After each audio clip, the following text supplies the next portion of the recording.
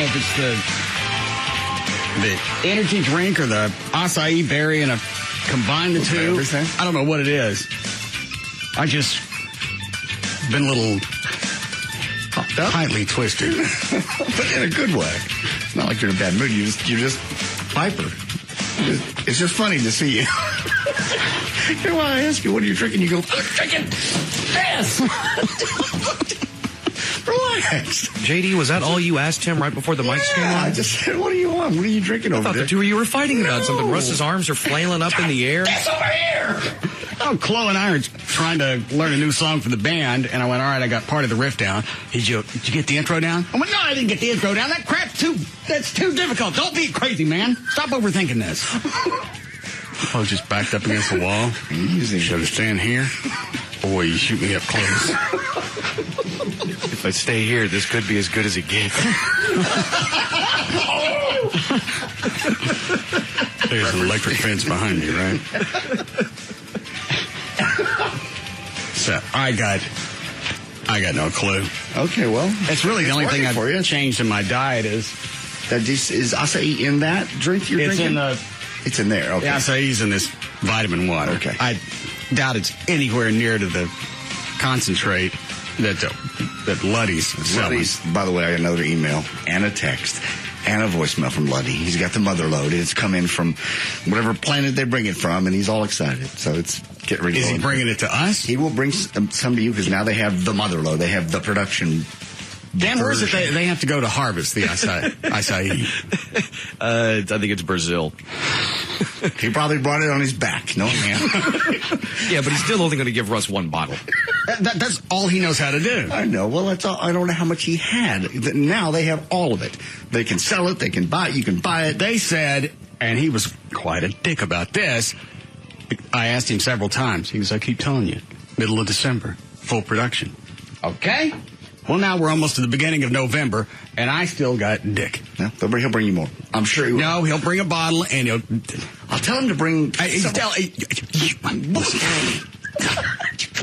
Listen, okay. You tell him either to bring me a case or to bring me nothing. Okay. You get 4 bottles. That's a case. Trey, are you still on any of the acai mixes, cocktails, whatever? I drink a lot of that vitamin water stuff. I really like it. No, this is not a pitch for them because they ain't giving me any money. It says this has acai, blueberry, and pomegranate. So maybe it's the cocktail. I would say it's a combination because those 3 fruits, in a number of studies, are the 3 most antioxidant-rich fruits available. I believe those 2 are with the acai and Luddy's mix, too. There's just one other berry, and I don't remember which one it is. All right. Because I went to one of the health stores and just got the acai concentrate. Wasn't anything else in there. And I got nothing out of it. But you got something out of the one that Luddy had. Yeah. A little something. Okay. I'll call him. I'll text him. God knows he's bothering me. I'll bother him back. Well, the way he came in and sold it a few months ago. Oh, I know. And it was, And it also, I asked Chloe, do we have any aspirin? Oh, he goes, you got a headache? No, I'm trying to thin my blood. He said, I've got this new juice that he said, my back, I'm in a better mood. I don't have time to tell you about it. I went, dude, I got a headache right now. Where's your stuff? Well, it's not in production yet. Well, then it's in Brazil. Well, I'll go get it. Move your knuckles out of the way and let me get my aspirin. He seemed jovial, lighthearted. Yeah. Very unlike Luddy for the most part that we knew before. Certainly no mean spirit. No, he's very excited about it. Every time I talk to him, he'd beat your ass with a smile on his face. I love you. I've always enjoyed beating your ass, but somehow it almost seems spiritual. Because I have the Jesus in my heart.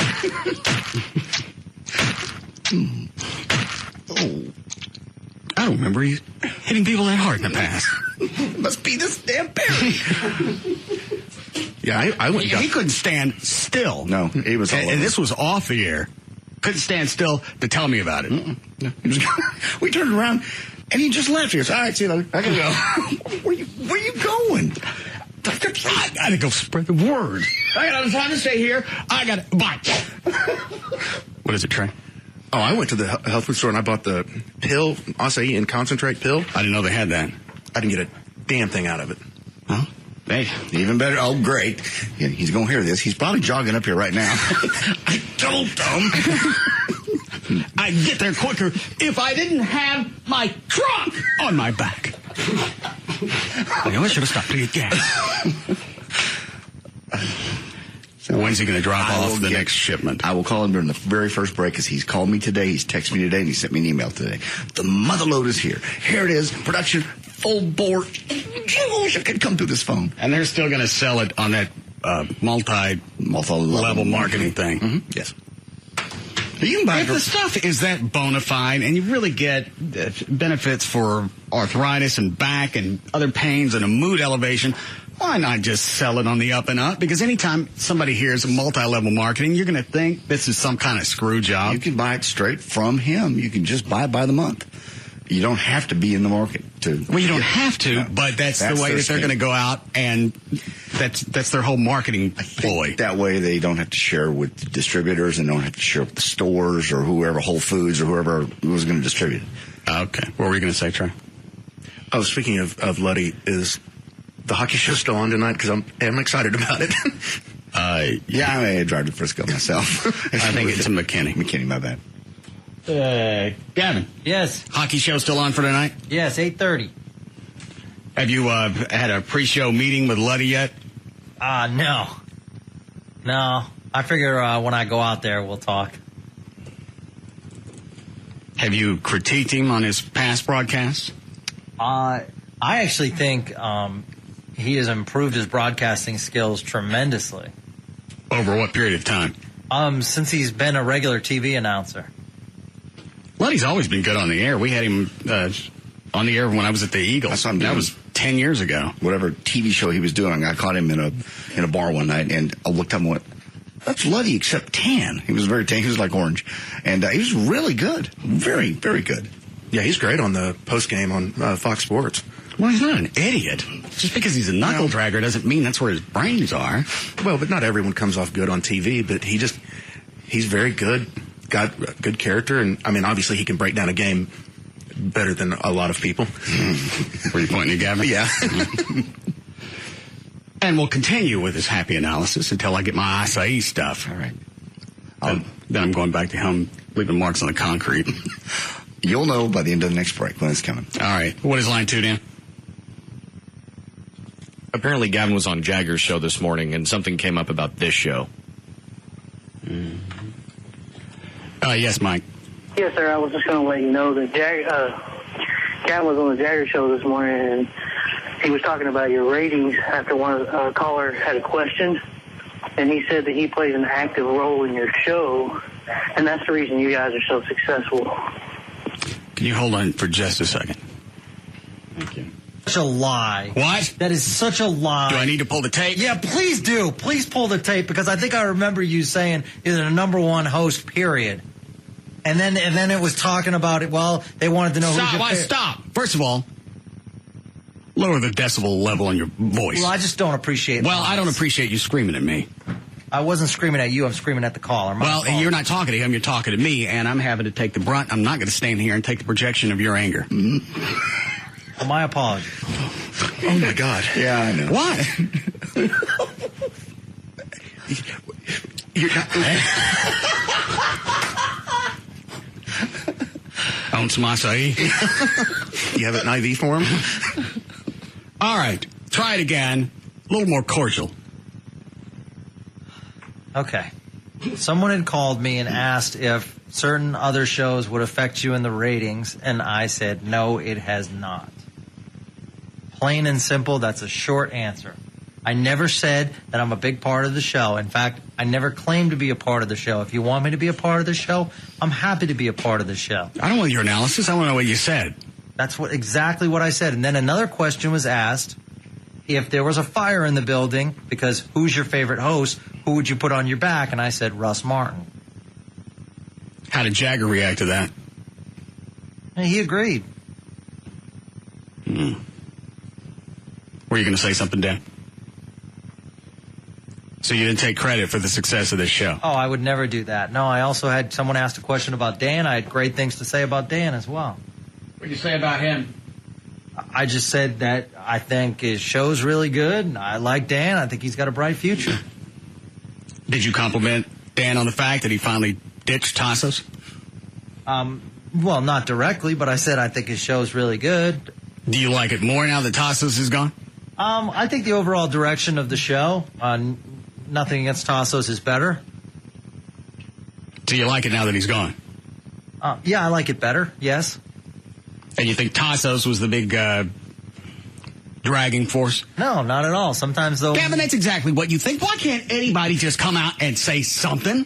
Just be straightforward. Tassos wasn't... people's feelings. Tassos knew he wasn't really built for radio. I don't think he did, or he wouldn't been in it.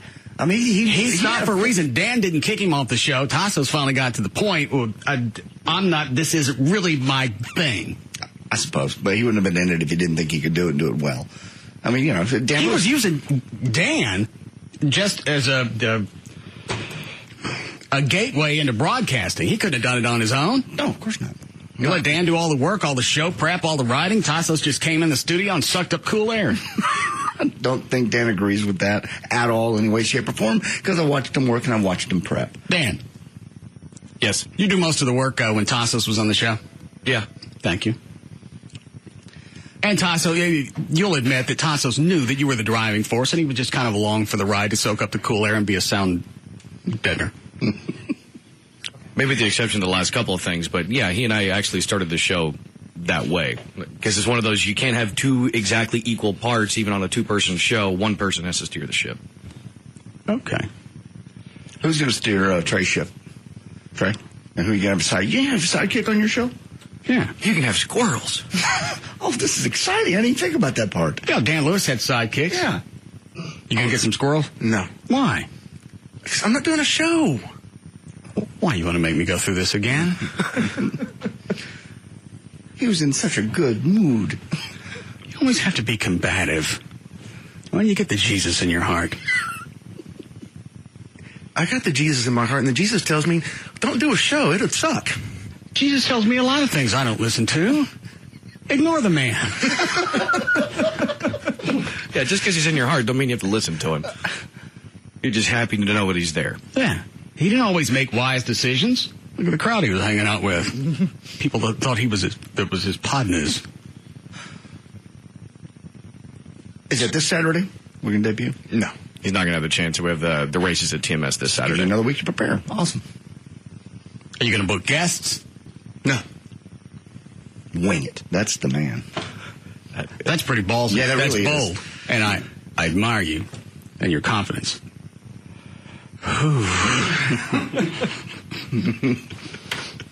I tell you what. Why don't you tape a 15-minute segment, see how it feels? That way there's no pressure. Nobody has to hear it. If it goes well, you let us listen to it. And if it doesn't, erase it and be done with it. Because that would be like a 15-minute monologue. Have somebody go in there with you. Take Chloe. I'll be your news guy. Perfect. This works. And you know, if you're on Saturdays at 6, Chloe is already, his BAC is close to 1%. So is mine. All the better. I wish it was on now. Magical. Yeah. Drunken drunker. All right. Anybody else call about Gavin or Jack? Oh, yes. Saying the same thing. Mm-hmm. See if you can get audio during the break. All right.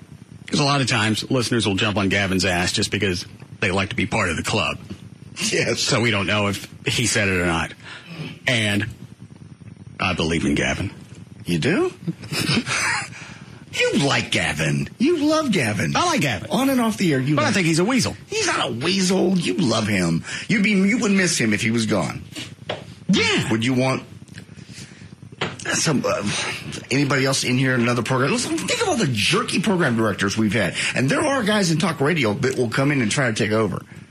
I like Bob McNeil. Did you like Bob? Well, Bob, he was never here.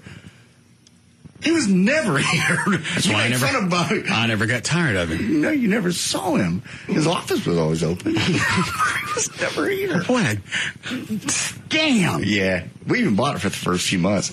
Where is he? Well, his glasses are here. The lights are on. Laptop would be on. Glasses flipped upside down on his desk. It just looks like he got up to go to the bathroom for 8 hours. I don't know if we ever said this on the air. Did you ever go by the office occasionally and would nap in his chair? No. Oh, yeah? Yeah. Trey, how about if I get a Radio Pro to sit in with you for a month or so? No. You like Kevin McCarthy, don't you? Is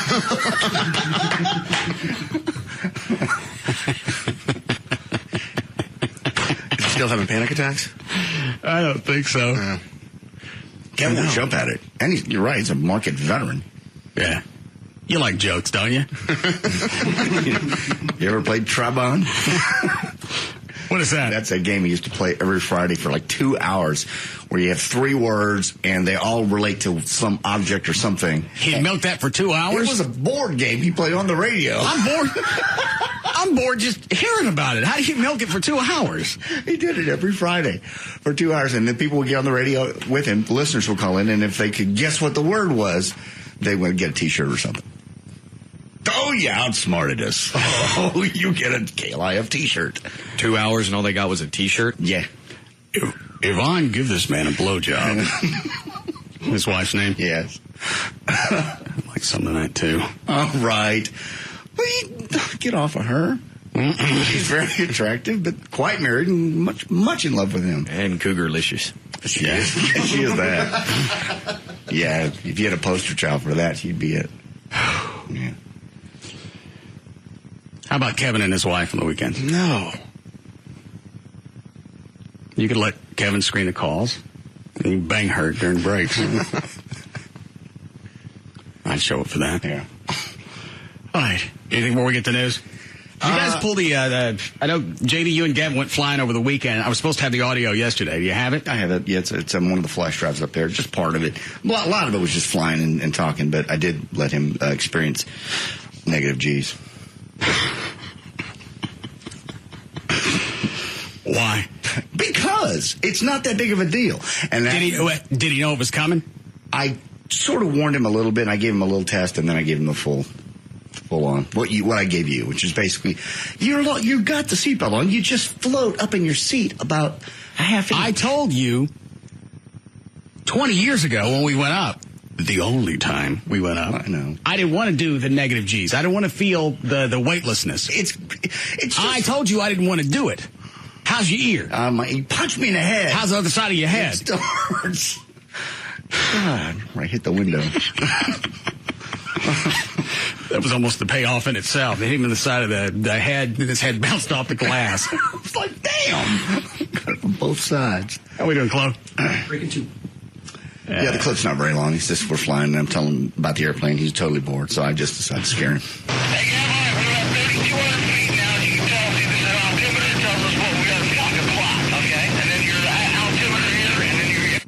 Do you have the window open? No, it's a very loud airplane.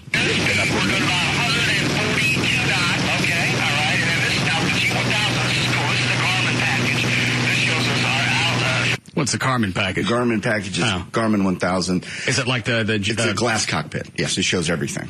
Traffic. Does that have anything to do with GPS? Yes. Okay. Same Garmin. Same Garmin. All right.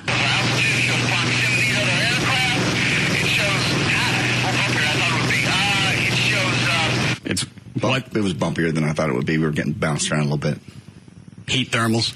Yeah. That's the one that got me. There was more on. Well, that wasn't as bad as when you and I went up, because this was. Now, how much bigger is this? This plane was a what? It was a Cirrus 22. How much bigger than the Cessna 152 that you and I went in? Well over twice. It's a full 4-seater, which means you could also put bags and. Trey, you ever been in the Cessna was a 2-seater, right? Cessna 150 was a 2-seater. You ever been in something that small? I've been in I don't know if it was a Cessna or not. I've been in a 2-seater. I think it was a Cessna plane that was. Did they have the wing over the top? No. Okay, that was not a Cessna. Well, it was still small. Yes, very small. You enjoy it? Right until the pilot decided to scare the crap out of me and take a dive. That's happened to me in a helicopter and a plane, and I really didn't like either one of them.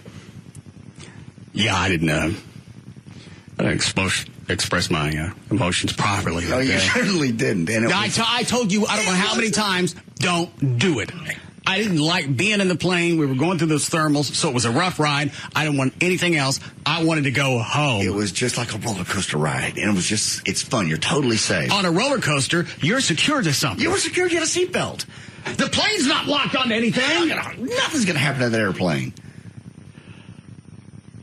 Do I need to go through and list all the people that have died in private airplane you know, crashes? Private airplanes go up every day. Nobody ever gets hurt at all. Thousands and thousands and thousands every single day. And every once in a while, you're right, there's a crash where somebody gets hurt. And 95% of the time, it's always due to pilot error? Exactly. Well, of course, you're the one controlling. You're the pilot. The wings don't just fly off. Sometimes the pilots make mistakes. But I wasn't. It was a beautiful sunny day when you and I flew. There was nothing going to hurt us. I just want to I'm not trying to disrespect you. I know you're enjoying yourself. I just want to see the view. That's all I care about. I want to see the view, JD. All right, we'll just chill out. We'll go from here, probably up north near Denton. Where were you guys at this point? Took off at Addison. We were just north of what would be called the TCA, Terminal Control Area of DFW. Oh, there. Heading out toward the Texas Motor Speedway. So just north of DFW. Correct. Could he not see out the window? He was tired of me talking about the airplane. Because the whole time I was showing him. Well, you're excited about it because it's new technology. Yeah. The Cirrus is a beautiful, beautiful airplane. And I showed him the ballistic chute, and the handle not to pull. It's just everything to touch and what not to touch. And finally he just got tired of it.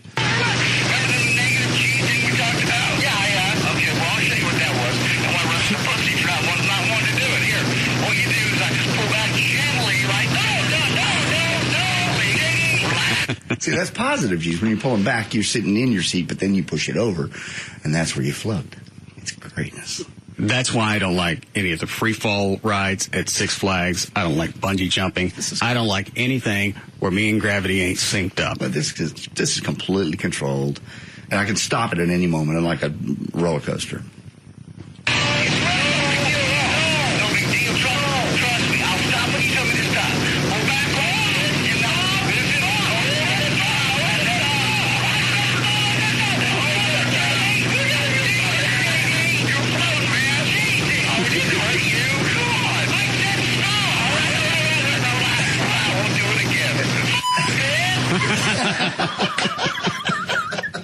We pulled it's got a G meter, and we pulled like 2.2 G's negative, which means he was really floating.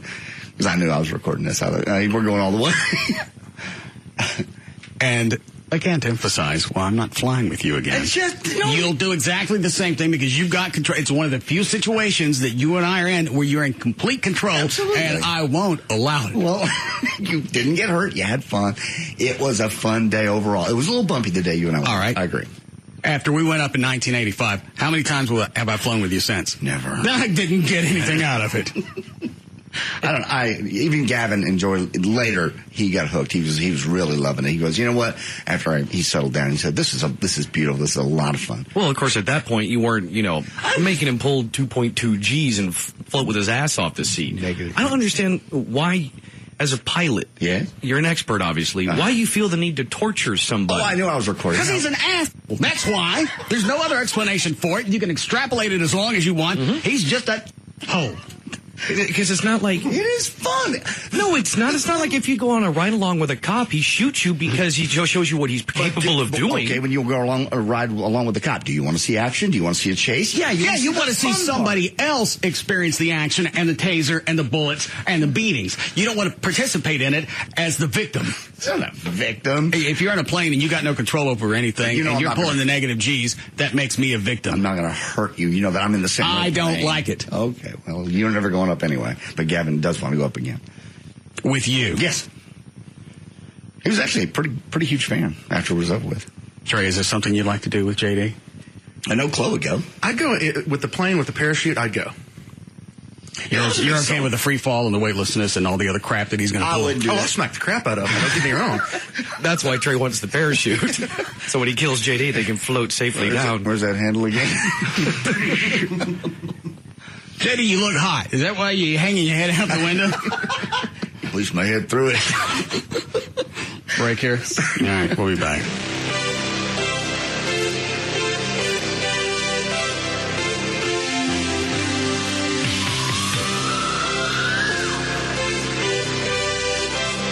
We'll be back to the Russ Martin Show.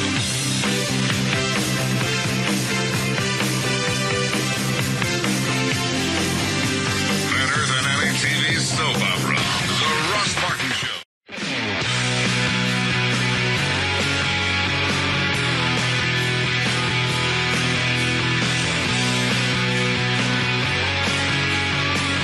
We're back to the Russ Martin Show.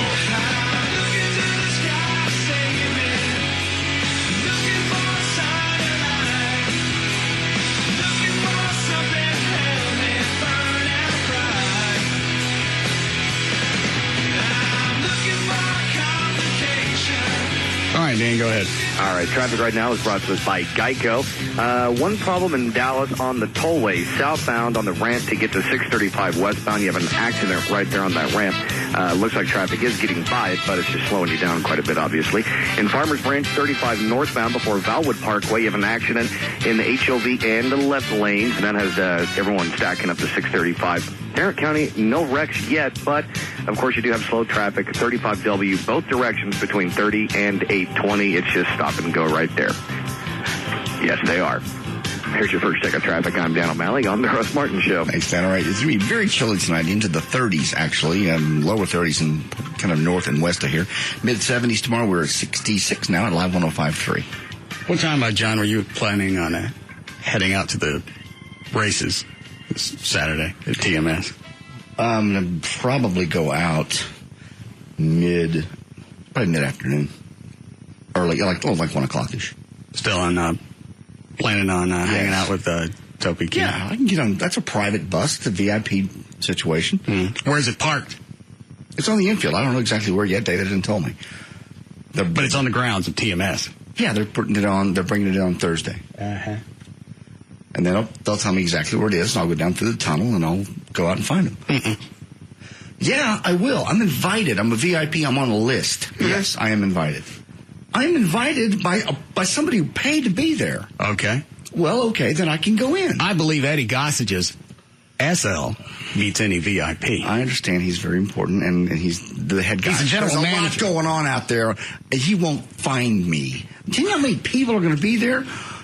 I was stupid last year because I just walked up to the gate thinking you guys were kidding. They certainly weren't. Yeah, and the security's not tight or anything. That's going in and out of the infield. Well, plus, you got a focal point. They know exactly where you're going to be headed. Toby Keith, 2 monster buses. But I'm invited by somebody who paid to be there. I'm on their list. All right.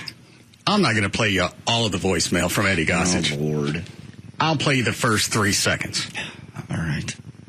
That'll get, you'll get the flavor from that. I'll play the rest of it later. You ready? Yeah. Stop it.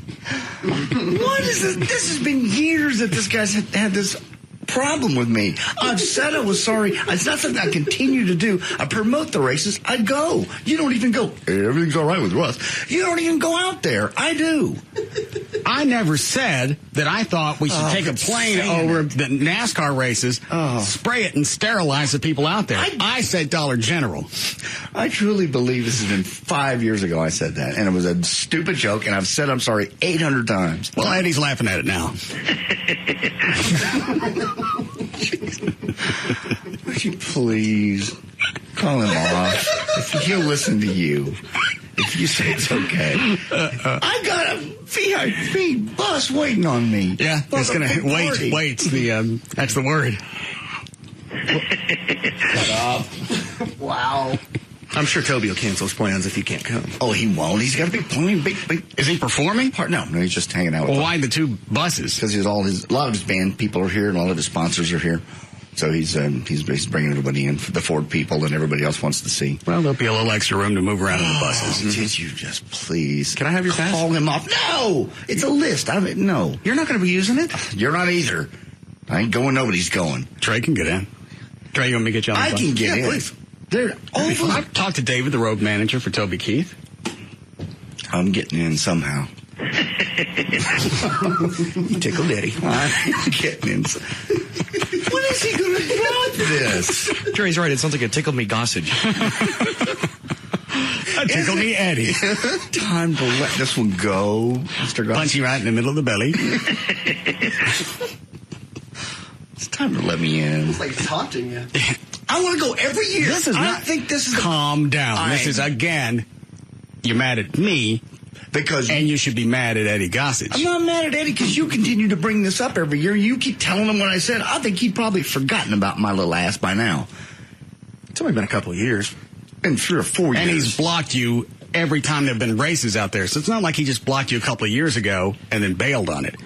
All of these decisions are he knows ones that Eddie Gossage made. Kidding. I was joking. I've even admitted it was stupid. What else can you do? Okay, if he knew you were kidding, why is it you can't get into the races? I don't know at this point because you continue to make this bad every time I want to go out there. You make a big deal out of it. You know what? He wouldn't even know I was coming out there if you didn't stir it up. You brought up on the air you were going to the races to hang out with Toby. I didn't ask. I didn't ask about the races. I didn't ask about anything you untoward you had said about NASCAR fans. I didn't broach any of it. You addressed it, and then it followed along. And then it's time to let this one go. Then call Eddie. I will call Eddie, but you have to let it go too. You have to call him because he'll listen to you. Everything's fine with Russ. That's what he said last time he called. He likes me. Well, he likes you, but you never go out there. We had the police fire parade out there. I mean for the races. I go out for the races. I support NASCAR. I love it. I don't study it like Trey does. But you just don't want anybody who goes to the NASCAR races to have sperm. I do. And do you remember what happened the last time you tried to talk to Eddie? No. What happened? Do you have that, Trey? Yeah. Where is it? In my drive, just in a folder says TMS. Let's see, Trey. There it is. Eddie Gossage and JD. Mm-hmm. Okay. Eddie, it's JD one more time. Is there anything I can do to make this up to you? Because it was a long time ago, and it was a man. You can leave me alone, man. Well, now let's dissect that.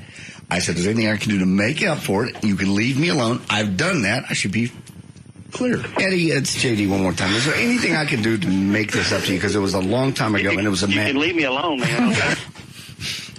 And left him alone. This is where JD got kicked out last year. Uh-huh. What's your name? Ellen. Yeah, welcome to Coach Booth. What are y'all doing? Oh, it's so exciting. We have a great crowd out here today. Beautiful. It is beautiful. We're out here just displaying our Coke family of drivers. What?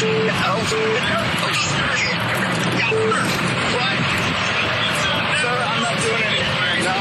Absolutely. Relax. You relax. Relax.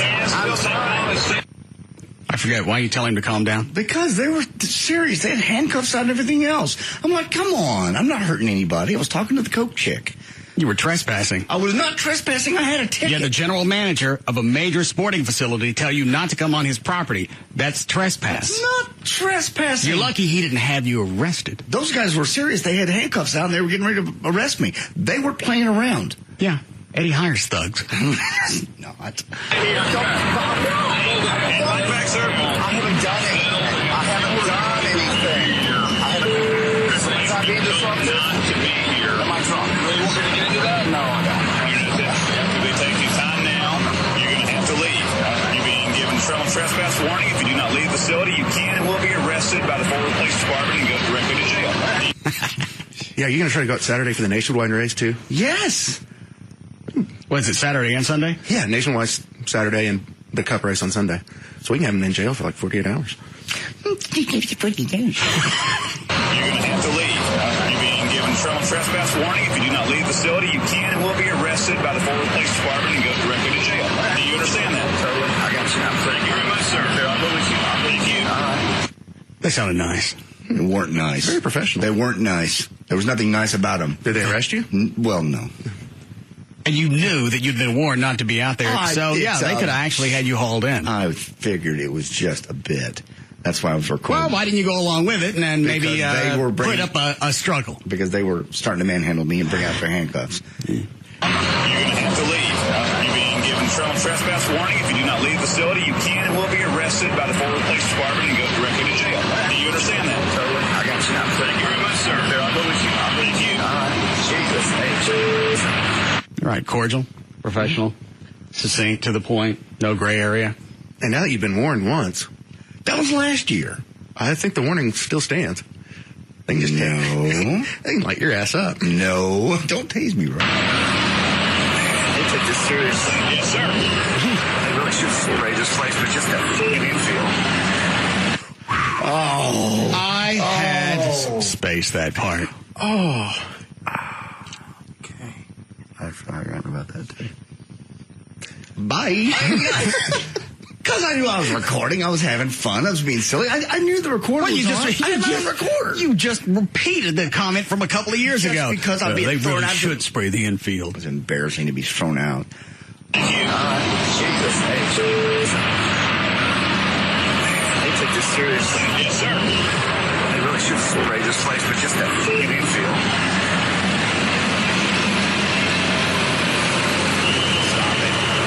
Nothing else. Well, there's the audio of you walking out. Those are more.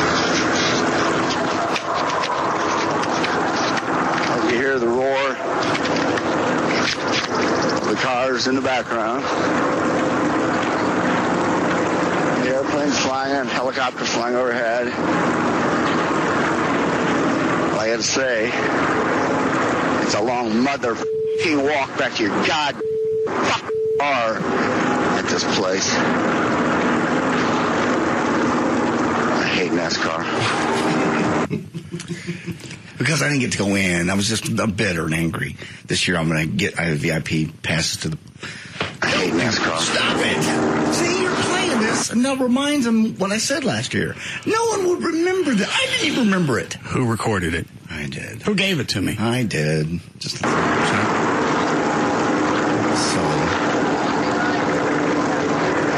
Thing goes with it.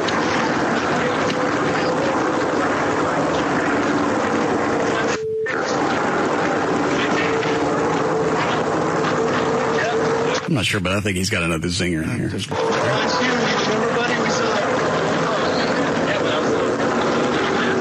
Ain't no damn shuttles going this way. No little go-karts when you get thrown out. There it is. Finally. Back and run. Forward. 150. Truck.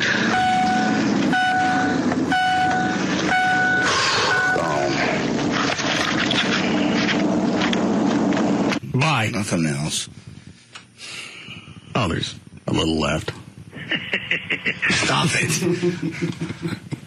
He's jovial. He's laughing. I'll let it get into the first 5-10 seconds. Kevin. Hey, JD's got to give up. I'm sorry, Jay. That's the giggle you have right before you stick an ice pick through somebody's face. Gotcha. There's a way to get in, and this is absurd. I've not been served with any kind of papers that said that's a criminal trespass. They don't have to give you papers. Yeah, they do. You've been warned orally. I think with a warning like that, you have to sign it or something before they can arrest you. It's not a restraining order. I heard it's a no trespass. Shut up. I support that. I love NASCAR. Why go out? I drove all the way out there to get in and have a good time. I'm going to the races this weekend. No, you're not. I'll call you. I'll take pictures. I'll hang out with Toby. It'd be fun. Tell you can't get on the bus. Shut up. I can get into TMS. I got a lot better shot than you do. They can't search every vehicle. Then go ahead and give it a shot. I will. All right. Then I get inside Toby's bus. Nobody knows I'm there. I can watch it on TV. They can still get you inside the They're bus. not going to forget about me. There's 100,000 people or more there. They're going to forget about me. All right, fine. Get arrested in Fort Worth. Call Everett. See how long it takes you to get out. That's enough scare in itself. Ready for news, Dan? We okay, Cliff? Yes. Okay. What is line 3? He was banned from a certain place in the past, and it's how he was able to try to get back in. Yes, Miles. Yeah, hey, Russ. I was banned from, I'm not going to name the place, but I'll just say it's a skate park. All right. Why? About 12 at this. Why'd you get banned? Because I had a wristband on. The guy gave me the wrong color wristband, and I paid for like a full day pass, but they gave me the wrong wristband, so they kicked me out, and then I tried to explain it, and then they banned me. And so about 6 years later, I went back, which was this year, and what they did was I went on the premises. The guy told me to leave, and then I asked him how I could. Dan, what's the end of this? He said he had to contact the manager of the place, not by phone or in person, had to send him a letter, and then wait for a response from the manager, and then set up an actual meeting, sort of like an official, yes, you are no longer banned situation.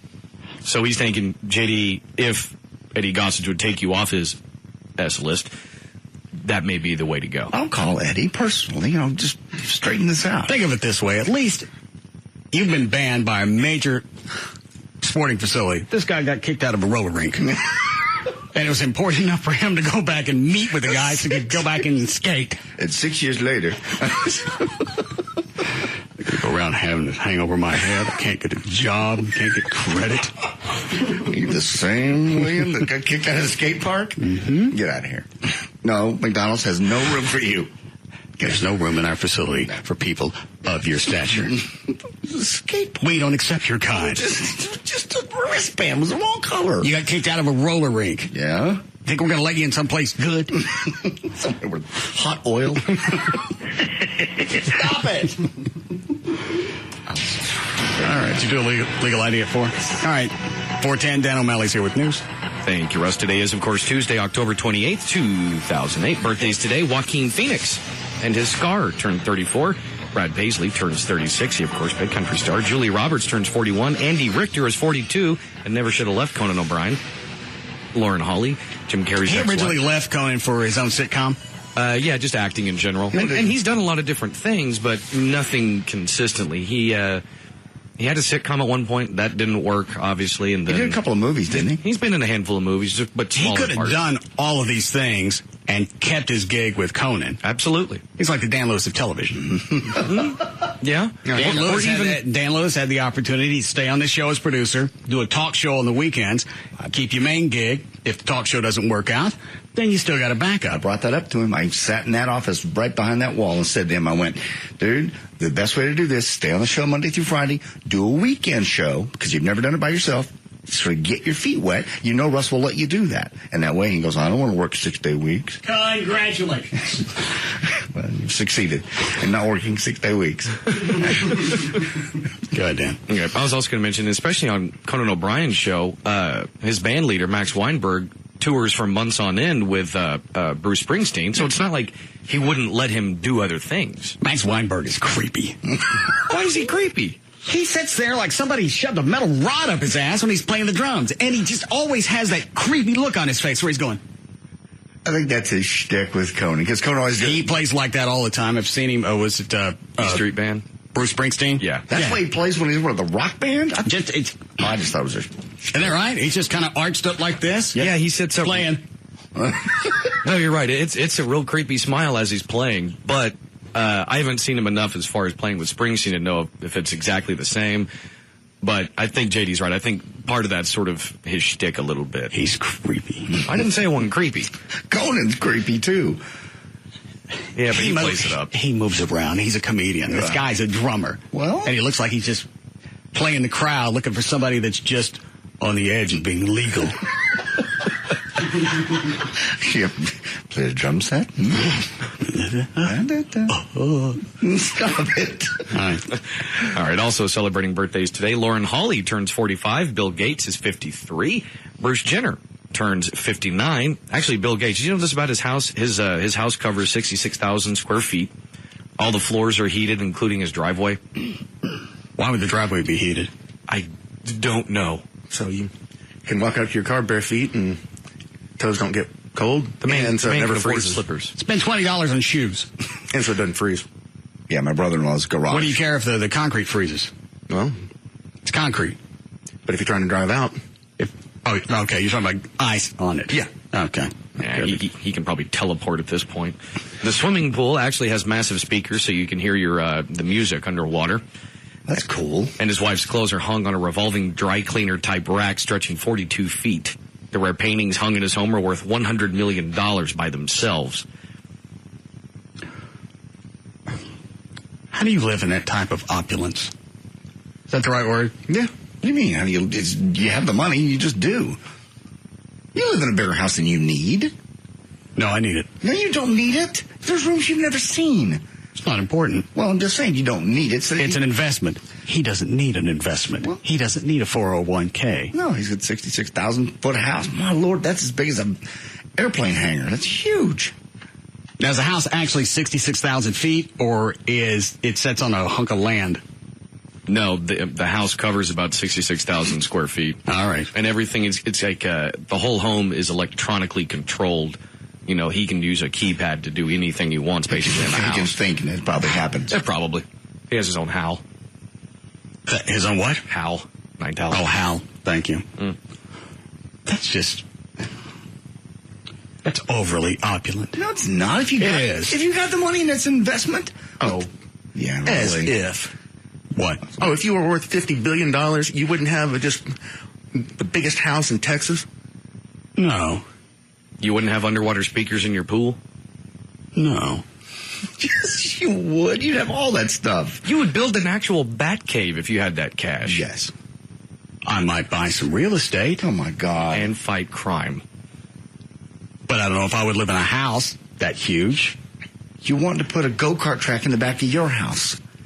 Okay. And there's room to do that. Yeah, well, there's room. He can do whatever he wants. He's got that kind of cash. You spend ridiculous amounts of cash. How many cars you got? 6, 7. See?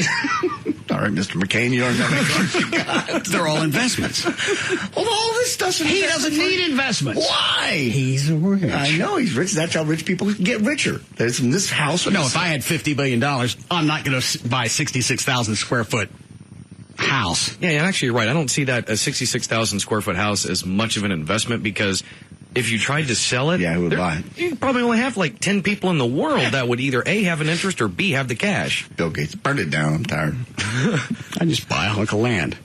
Possibly South Lake. Yes.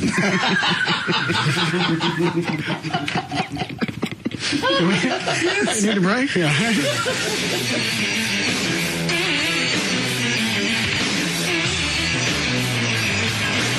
We'll be back to the Russ Martin Show.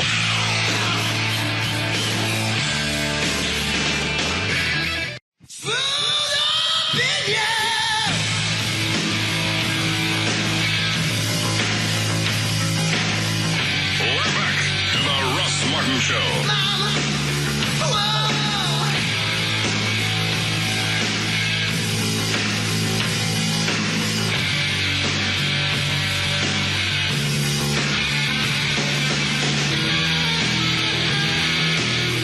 All right, Dan, go ahead. Back to birthdays. Bruce Jenner turns 59. Dennis France turns 64. Charlie Daniels turns 72. Is it Dennis Franz? Franz. NYPD Blue? Yes. Franz. And on this day in history, back in 1986, evangelist Pat Robertson warned parents against the dangers of Halloween, saying, "We ought to close Halloween down. Do you want your children dressing up like witches? They are acting out satanic rituals." They don't always dress like witches. And going and collecting candy isn't a satanic ritual. There's so many people that think that way, though. You know, I had quick side story. 2 little church ladies walking my street last week sometime. And I look down, I watch them go door to door, and they're knocking on each door. And they got to my house with the dead body and the things hanging in the tree and the skeletons and all the scary stuff. And they stopped, they looked. They just kept walking. They didn't come to my door at all. What do they want? I'm sure they were trying to pitch some church. I mean, they had their Bibles, and they were going door to door for God. Normally it's Mormons or Jehovah's Witness. Mm-hmm. I was going to say, of all the houses in the neighborhood that they should have targeted, it should have been yours with the satanic rituals in front. So. Just 2 little. Why didn't you go greet them? 2 little black ladies just looked at my house and went, "No," and they kept walking. Why is it important they're black? It wasn't important that they were black. Why did you say 2 black I was ladies? describing. Because he's not used to seeing him in his neighborhood, I That guess. is not true. Surprised you didn't call the cops. Why is it pertinent to say they were black? It's not. There's nothing pertinent about that. I was just, in my mind, Why not 2 ladies? That's what I said the first time, that I was giving a further description. What do I care what color they are? I don't think probably you do at this point, other than to make me feel terrible. No, I'm very interested. Why is it important, their color? It was. Normally, you're very succinct with your stories, and you always throw in details for a reason. Why is this one important? There's no interest whatsoever in the fact that they're black. I was just in my mind replaying the video of them walking by and looking at me, and I just noticed they were two black ladies from some probably evangelist church or something. Well, you have said they were black if they were white. All right, that didn't make any sense. But you know what I mean. If it gets me out of the barrel, I'm going to let you sit in it. That was awesome. I recovered. What's wrong with you? Sorry, it tickles me. If they were white, would you have seen a reason to bring in the color? Two little white ladies walk by, sure I would have. Nuh-uh. Absolutely. You don't know what... You decided you were going to throw a little in the story. It was just cute that they looked at my house and they nodded at each other and went, no, and they kept walking. That's all the story there is. That's it. That's all. It was fun. It was I want to die. So are you saying that you purposely designed your Halloween decorations to repel black people? I like to do Halloween. But you said it was funny. It was just funny that they looked at my house and realized Satan must live there, and we have no part of that. Which, as Dan pointed out, should have been the opposite. I'm the first guy you should want to save. Why? It's because of my house looks very haunted. Satanic. Well, I don't think so. Scaring the coloreds. It didn't scare any race. It has nothing to do with it. It's Halloween. Last year I had a dead body in the front yard. This year I have a casket with a dead guy in it. I have things in the trees. I have little lights that poke out the window like people are looking at you. A pirate. I get blow up Frankenstein, red lights, smoke. It's just fun. I enjoy Halloween. I believe I said this last week. That sounds trashy. It's not trashy. It's fun. It's Halloween. I'm the one that puts a lot of crap all out my yard for all the holidays. I think that's trashy. It's just over the top. I like Halloween. I do the same thing for Christmas. It's like when Tommy Lee called me an alcoholic. I think you're trashy. God. Yeah, that's pretty bad. I don't think it's trashy at all. It looks cool. Haven't you gotten letters from the HOA to tell you to knock that off? Yes, I did. And next year I'll back it down. But I've already got all the stuff out, all the tombstones and everything, and the smoke machines and the lights. Trashy. It's not. There's nothing trashy about it. Pink flamingos. No. It's Halloween. Halloween's an over-the-top, weird Halloween. Why don't you have up pink flamingos? You afraid of what they'll attract? No. God. Why do I even try to tell you guys stories? How do we get off on this? Oh, Pat Robertson. Pat Robertson is against Halloween. Why is it you can't allow kids to have fantasy? I never looked at Halloween as some type of satanic ritual. You dressed the very first year my parents took me out for Halloween. I got dressed as a Lone Ranger. Most kids do, and they come in there, and they're fairies, and sometimes they're angels, and they're different things.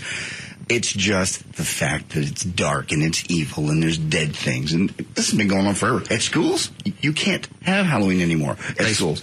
No Halloween celebrations, no cards, no decorations? No decorations at all. I mean, they have what they call fall festivals now. And you can't bring up candy. They do that same thing now with Christmas. It's not a holiday, it's a...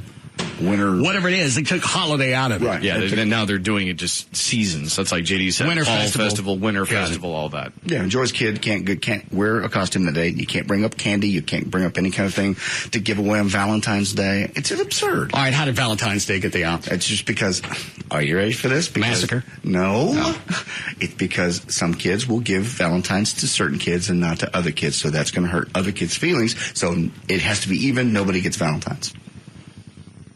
We are raising the biggest generation of pussies. I still can't believe that one, about Valentine's Day cards. Look at that as a way to possibly analyze yourself. Hey, I didn't get any candy for Valentine's Day. Maybe I need to work on my people skills. They don't want I got something to look forward to next year. I have some type of goal. I didn't get any cards. I didn't get any candy, any notes. Nobody loves me. Nobody wants to be me to be theirs. Obviously, I'm not doing well with my communicative skills. Nope, they don't want anybody's feelings hurt. If you had a kid, obviously very hypothetical, that went through that situation, got no, Valentine's anything, came home, is that what you'd say? Or just straight up say, well, it's because you suck? All right, so go back up there and take a in their bags.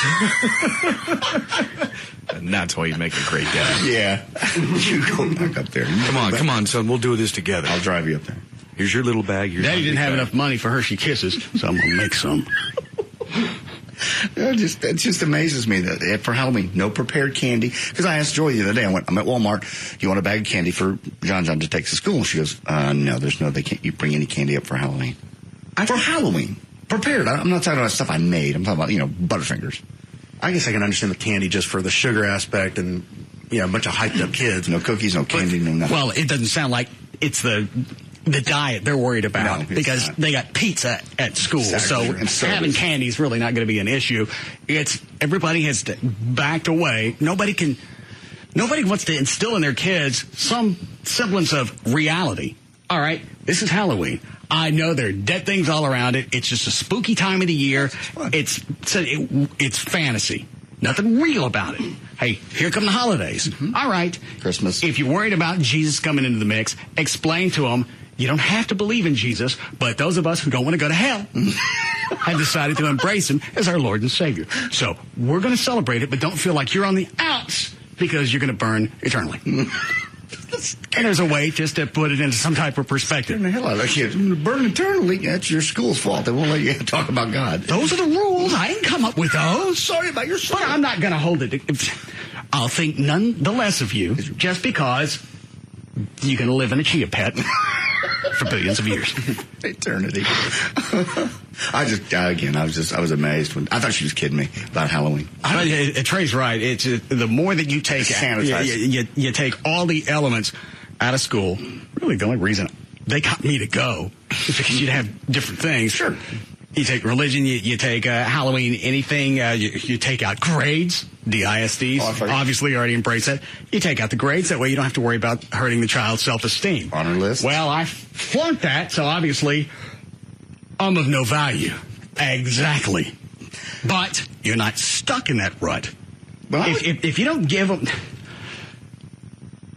real world doesn't come into play. No, that's the and problem. If you totally just pamper these kids all the way up till the 12th grade, when they go out to get a job, they won't. At any job, you're going to be looked at. You're going to be graded no matter what you do the rest of your life. Why not let it start in, school?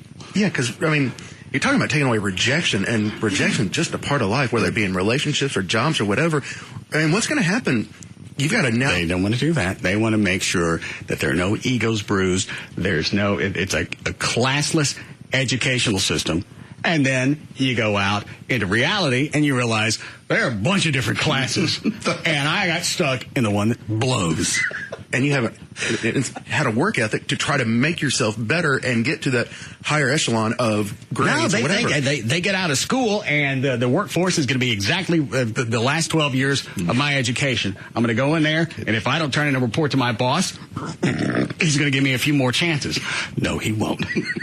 I remember the AB honor roll coming out, and they'd post it on the board, and you get up there, you look for your name, you go, oh, jeez. And then the kids would make fun of you. You weren't on the AB honor roll. You had something to try to achieve the next time around. They can't do it anymore. All because of just the being chastised. Don't want the other kids to know that you're failing. So my incentive to do better is... My self-esteem is up, so I will just naturally do better because I'm not embarrassed in front of my friends. You're an F-up. You need to be embarrassed. I was embarrassed every time I wasn't on the list. You wanted to be on the AB honor roll because you knew the teacher was going to come out there and post that, and all the smart kids were going to go up to the front and go, there's my name. Oh, little Johnny's not on it. Well, he certainly has no time to study since he's out back licking all the windows. What is line one? Just saying that some schools handle the holidays, Valentine's Day, and things like that differently. Are we doing, Cloak? Cool. Yes, Ken. Hey, boss man, I wanted to tell JD where my son goes to school, they give you a list of all the kids in that class and ask you if you're going to send them to send one to everyone so nobody gets their feelings hurt. Same thing. Well, it takes the entire purpose of Valentine's Day. Thanks, Ken. If you got to give to everybody, and that's the whole idea. Yeah, how do you know that somebody, you have to give the ones you really like I don't want a special card? I don't want to give him Mikey. He hits me. I don't like this kid. I'm not giving him a Valentine's card. So then you have to. That's really the same thing as not giving away any. Having to give one to every child. Yeah, but there are actually ways around it. I remember at elementary school, I think we had that in one of our grades where everyone had to Are you listening to this conversation? Yeah. You had to figure out a way around Valentine's Day. Not around it, but a way to circumvent the rules. I know, I'm just talking about all the rules that are in place. You guys had to go out and figure out a loophole. Yeah. To Valentine's Day. Exactly. No, you're right. It's absolutely absurd. But the teacher had the rule. I think it was just the teacher. It's sort of like, let's all be nice to each other kind of thinking. So everyone had to get a Valentine's card. But what you would do is if you liked somebody, you gave that person like 2 or 3 cards instead of just the one. So either way, you can still hurt somebody's feelings because, say you have 10 kids in your class, you only get 9 Valentines, but there's Susie the slut with like 40. Again, Russ is right. You had to find out a loophole around a holiday. It worked. And nobody went back, and there were certain kids who only got 3 or 4, and they realized that Susie Slut thing has just garnered all the candy and the cards. Yeah. Nobody had an issue with that. Well, they got 2 cards, a couple of melted pieces of chocolate, and both of them said I sunk. Yeah, I'll give you a card. Give Mikey a card, the one that hits me every day at the playground. Oh, candy says, be somebody else's. Nothing for you here. How do you get little hearts with these different words printed on them? I've never seen these mass marketed. We should do Especially that. just this one word. I'm a what? I'll bet you somewhere there are little hearts that have those little ugly sayings. Little hearts with like a diagram of the middle finger. Be somebody else's. All right. Start again, Dan. You should actually start up a little candy company for Valentine's. Just like call it You Suck Valentine's. Suck candy, Yeah. I don't care for you. The Hillary Clinton. Yeah. My little Gash brand. Thank you, Easter Gash. Oh, God, the commercials would be priceless. Be my... Well, it's got a smiley face on it. Obviously, they don't mean it ugly.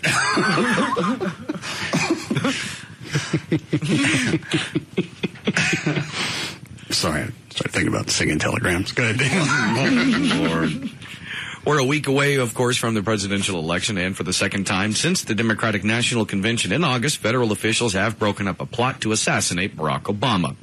In case you don't remember, there was a couple of white supremacists who planned to use a sniper rifle to kill him during his nomination acceptance at Invesco Field in Denver. Yesterday, officials at the Federal Bureau of Alcohol, Tobacco, and Firearms announced they'd arrested 2 neo-Nazi skinheads, 20-year-old Daniel Cowart and 18-year-old Paul Schlesselman.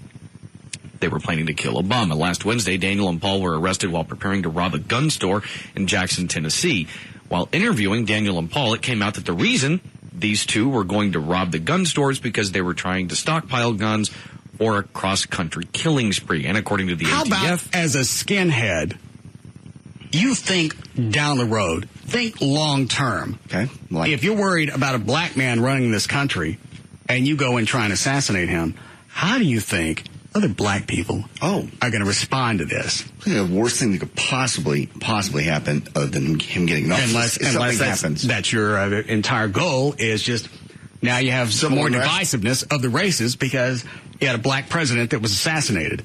I can't even imagine what would happen to this country if that ever, God forbid, occurred. Oh, skinhead, the whole area, they'd love to see a race war. Would love it.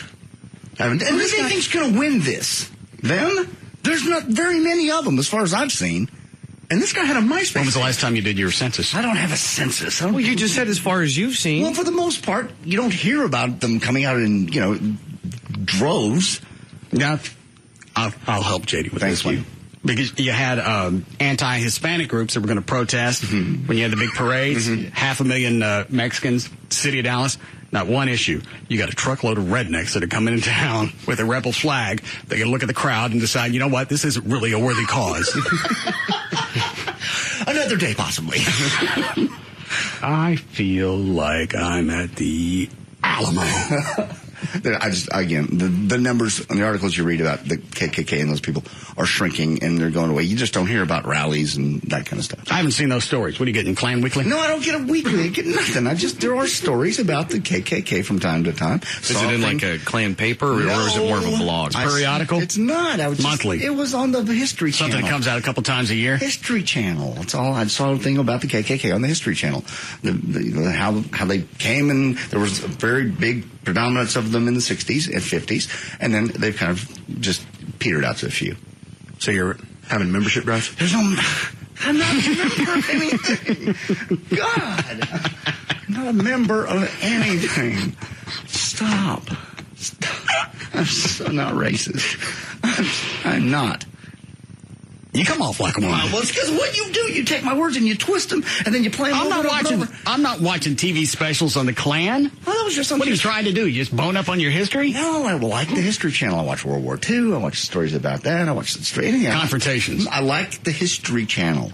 I like this. I enjoy it, and I just happened to see one on the history of the KKK. Why don't you watch happy history channels? There's not a lot of happy history channels out there. Mostly it's about conflict and wars and things that got people upset. So, anyway. You don't think Going to the Moon was happy? Yeah, that was happy. I just never seen it on the History Channel. It's fake. It's not either. Something on the NASA channel. Well, NASA's going to carry it. Well, somebody's got to push this along. Because we went to the moon. Where were we? That's why they won't cover it on the History Channel. They have standards. Credibility. Don't be silly. Put that on the Cartoon Network. Nickelodeon can carry that. Kids watch that. They'll buy the fact they're wearing these stars in the background. They'll think it's real. It is real. Put some slime on the lunar rover. Like I said, I just, when you hear stories like this, just pray to God for our country. Well, you would think that we had really, as far as the timeline, we had gotten long past this. And just about the time you feel like maybe we are semi-civilized. You got a bunch of guys that like to shave their heads, that don't like black people, that want to go out and trying to do something to Obama only because he's black. Forget about his qualifications or anything else that he brings to the table. You don't like him because he's darker than you. And what a way not to stand out in the crowd by shaving your head. And the picture on this guy's MySpace page, he's sitting there, shaved head, holding a huge automatic weapon. Nice for the hide. Swastikas on both arms. It's like... You mean tattoos? Yeah, tattoos, swastikas on both arms. Think incognito. You're going to get spotted every time you go out to a gun store for any reason. I'm proud of what I stand for. I want the world to know. Wear a hat and a jacket. Otherwise, we're going to be able to spot your ass. That guy that came up to me that was in the area, it's what's called Aryan Brotherhood. He came up to me at an appearance. He was wearing a shirt that had the logo on it. He was proud of it. He wasn't trying to hide. Hey, brother, I'm with you. Dude, I'm really not in the KKK. Yeah, I know you're not. Sure. He was dead set. He thought I was his brother. Weren't you with him when that happened? Yeah, he was. Dan? What? What is it? I just see your head bobbing back forth. You need to go outside? Nah, I just go in here. Were you with JD when the Klan guys came up? Yes, with their polo Klan shirts. Yeah, they were polo shirts with a Klan logo on it. No, I'm not making it up. That's how I knew. I immediately looked at that logo. I don't think JD noticed it. I really didn't at first. You pointed it out to me. Well, it was kind of, it wasn't like a polo where it's like the tiny little polo man. It was like a huge emblem that was like 4 inches across. On a polo shirt. Yes. That's modern day. A friend of mine's snappy dresser. What do they have on the horse? A snappy clean. I don't know. What, Trey? A friend of mine snapped a cell phone picture of some burly biker guy wearing a shirt that only a burly biker guy could get away with wearing. So it amazes me. What did it say? I can't say on the Then air. don't bring up a story when you can't tell me what the shirt says. Sorry. Well, now you have to. Yeah, we have to know. So what were you wearing? What was the guy wearing? We had a T-shirt that said, God, this can... No. How about some music? Music makes everything happy. Would that lighten it up? See, you can't be mad when that's playing. A little soft and teary, maybe. What'd it say? Can I just shoot myself right now? After you tell us. Did it say, I hate black people? It had the N-word on it. That's what I meant. Yes. Give it to me in a sentence. It had that. And? Please. And please. How many words? It's called the White House. Okay, I got it. And please, don't think you belong there. It's the White House. But to wear that in public? It's a big burly biker guy. What are you going to say? I'm never playing charades with you.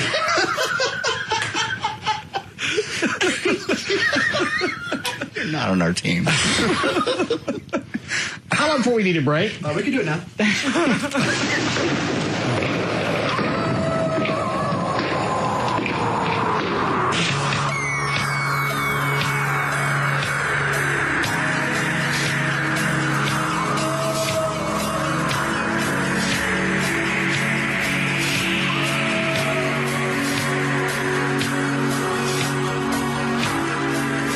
We'll be back to the Russ Martin Show.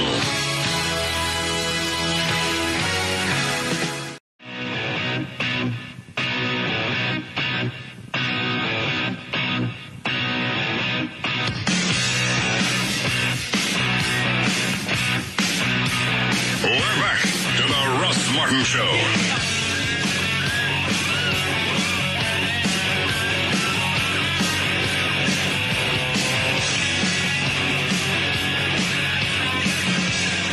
Are you on the hunt?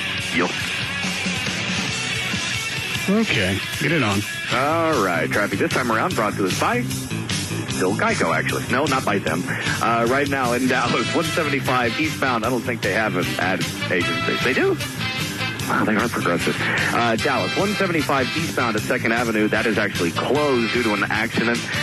Right now, officials are still trying to arrive at the scene, so make room for them. Also, you have a problem in Euless, if I can find it. 183 westbound after Highway 157. You have an accident blocking the left lane, and that backup stretches to 360. And in Fort Worth, 35 southbound before Meacham, you have an accident blocking the left lane there as well. And also Irving. Actually, nope, that's it. There's your last another check of traffic. I'm Dan O'Malley on the Russ Martin Show. Thanks, Dan. Chilly again tonight into the 30s, actually, probably 38 for us. Mid-70s tomorrow, almost 80 by Thursday. It is 66 currently, live 105.3. I never played the end of For All of Eddie Gossage's voicemail. We get the idea. Let it go. The more you play this, the more he's going to remember the things I said. He made the phone call yesterday and today. Gavin just gave it to me. Yeah, but he was just kidding. He'll let me come in there. I haven't listened to all of it, so I really don't know. All I got up to was the laugh. Stop. He has a lot to do this weekend. I don't think he's minding. He obviously scheduled some time to call and bust on your ass. I suppose. Playing it. Gavin. Hey, JD's got to give up. He couldn't get in with a regular ticket. Now he wants to get in the infield. I mean, I got to give the guy credit for not giving up, but tell him to stop trying. The best way that he can apologize to me is by going to TexasMotorspeedway.com or calling the ticket office at 817-215-8500 and buying a ticket to the Dickies 500 this Sunday afternoon. Now, if he does that, I'll think about it, and that's it. I'll think about accepting his apology. So tell him that's it. See ya. He's awfully sure of himself. I already had 2 people offer to sneak me in. Yeah, the last time. Yeah, but I thought you guys were kidding. I just walked in last time. I was bold and had my little recorder. I was talking to people. And that's when security You also found me. sounded paranoid. Because as soon as you saw security in the area, that's when you wigged out. So you knew they were looking for you. Well, I was hoping that it was a joke, and it was a bit. And they'd be way too busy doing other things to bother with some little radio guy who's not really going to hurt anybody. They don't want you out there. Why? They don't want your kind. You want my kind. Mm-mm. I'm the kind they want. Hmm? Yes. You're not the one they want. I am. I'm the one. No, indeed. I've been offered a VIP into Toby's bus out there in the infield. Yeah, and you've told them where you're going. At least once I get in the bus, I don't think security's going to come raid Toby's bus. They're going to keep an eye on it. Had you kept everything zipped, but you decided, what is today, Tuesday? Yes. Yesterday, you wanted to be a braggart. I wasn't being a braggart. I was just saying. I mentioned that you were going to go hang out with Toby on his bus at the TMS. I wasn't being a braggart. I was just saying, Why'd you bring it up? Because I was excited about it. Well, I didn't get that opportunity last year, and this year I have a VIP bus and I have a pass and everything else. You got all that. You just got no place to go. The guy says he'll sneak me in. Stop it! And the more you play that, the more he's going to...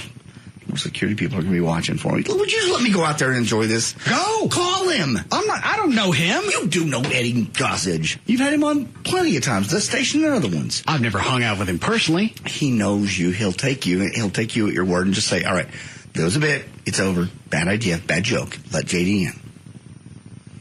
Okay. Handle. Let me hear you do it. I don't know his number. I'll get it for you. I'll call him.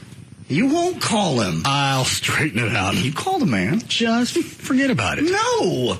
Put everything at ease. Just consider it inane. Would you call him, please? Call him. I will. Quit laughing. Let me go. That'll be fine. It won't be fine. Nothing with you's fine. You wanted me to call him. I said I'm going to call him. Now you don't want me to call him. I want you to call him. You want me to call the man or not? Call the man. I'll call the man. You won't call the man. Get me arrested in the Fort Worth jail. It's nice out there. All right, 5:08. Dan O'Malley's here with more news. Well, there are, of course, only a few days separating Halloween and the presidential election, so it makes sense that some people would choose to give their Halloween decorations a slight political theme. Oh, Trey and I were just talking about this during the break. Go ahead, I'm sorry to interrupt. But is it taking it too far to decorate your house for Halloween by hanging a candidate in effigy? There's a man in Los Angeles named Chad Michael Morissette who's decorated his house for Halloween by hanging a mannequin dressed like Sarah Palin from a noose. And on top of Chad's house, there's another mannequin, which resembles John McCain, emerging from a flaming chimney. Chad says he knows some people will be offended by his decorations, but he thinks the effigy should be seen as art. It's Halloween. It's time to be scary. It's time to be spooky. How very ballsy. Why don't you try doing one of Obama and see how long your house sits there? They actually ask him that. They ask him that question. Got 199 is... Oh, they've talked to him? Yeah, they've talked to him. Got 199 is him talking about what a fun idea it is. Okay. Get that one. When we were looking through our inventory of props and such, it was like, well, let's do something political. Here's a year where we have Halloween and an election days away from each other.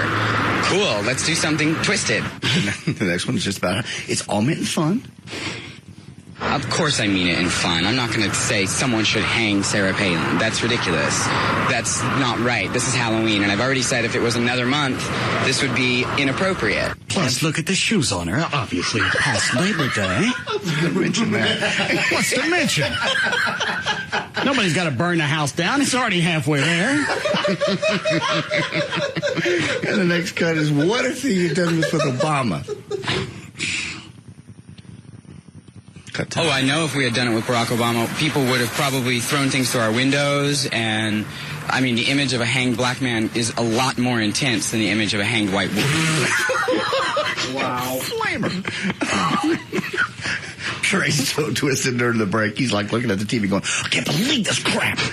I agree with you. It's absurd. And if it was Obama, holy mackerel. Why wouldn't there be a protest even... if it's a white mannequin? Because he just said it's a white woman, and it's not. There's no old stereotype. There's no stigma to hanging people? There's no old stereotype about hanging white women. There is. There isn't. There's got to be a stigma attached to it to make it. But before anybody is going to protest, absolutely, because you got a white woman that's been hanged in your front yard. Absolutely. The guy's on CNN and he's doing the rounds on the interview shows, and nobody's saying a word. Nobody's making him take it down. And after they asked the question, would it play out different if it was a mannequin of Obama? He agrees, and nobody else has asked him any other ancillary questions. Apparently not. I've seen him on several different interview shows. It's still up. There was a guy that had the McCain dressed in the KKK robe chasing Obama on his lawn. They left that one up for weeks. He goes, oh, it's just a joke. It's funny. Yeah. If this is hanging, I know. But if this was, they would be talking about a hate crime. Someone would be trying to prosecute him. Possibly he's getting away with it because he's white. Maybe if it were a black homeowner and they did the Sarah Palin, then somebody would step up. So obviously there's no issue if you hang your own color. I don't believe that. I believe that a black person, I'm going to be very careful with my words here, were to hang.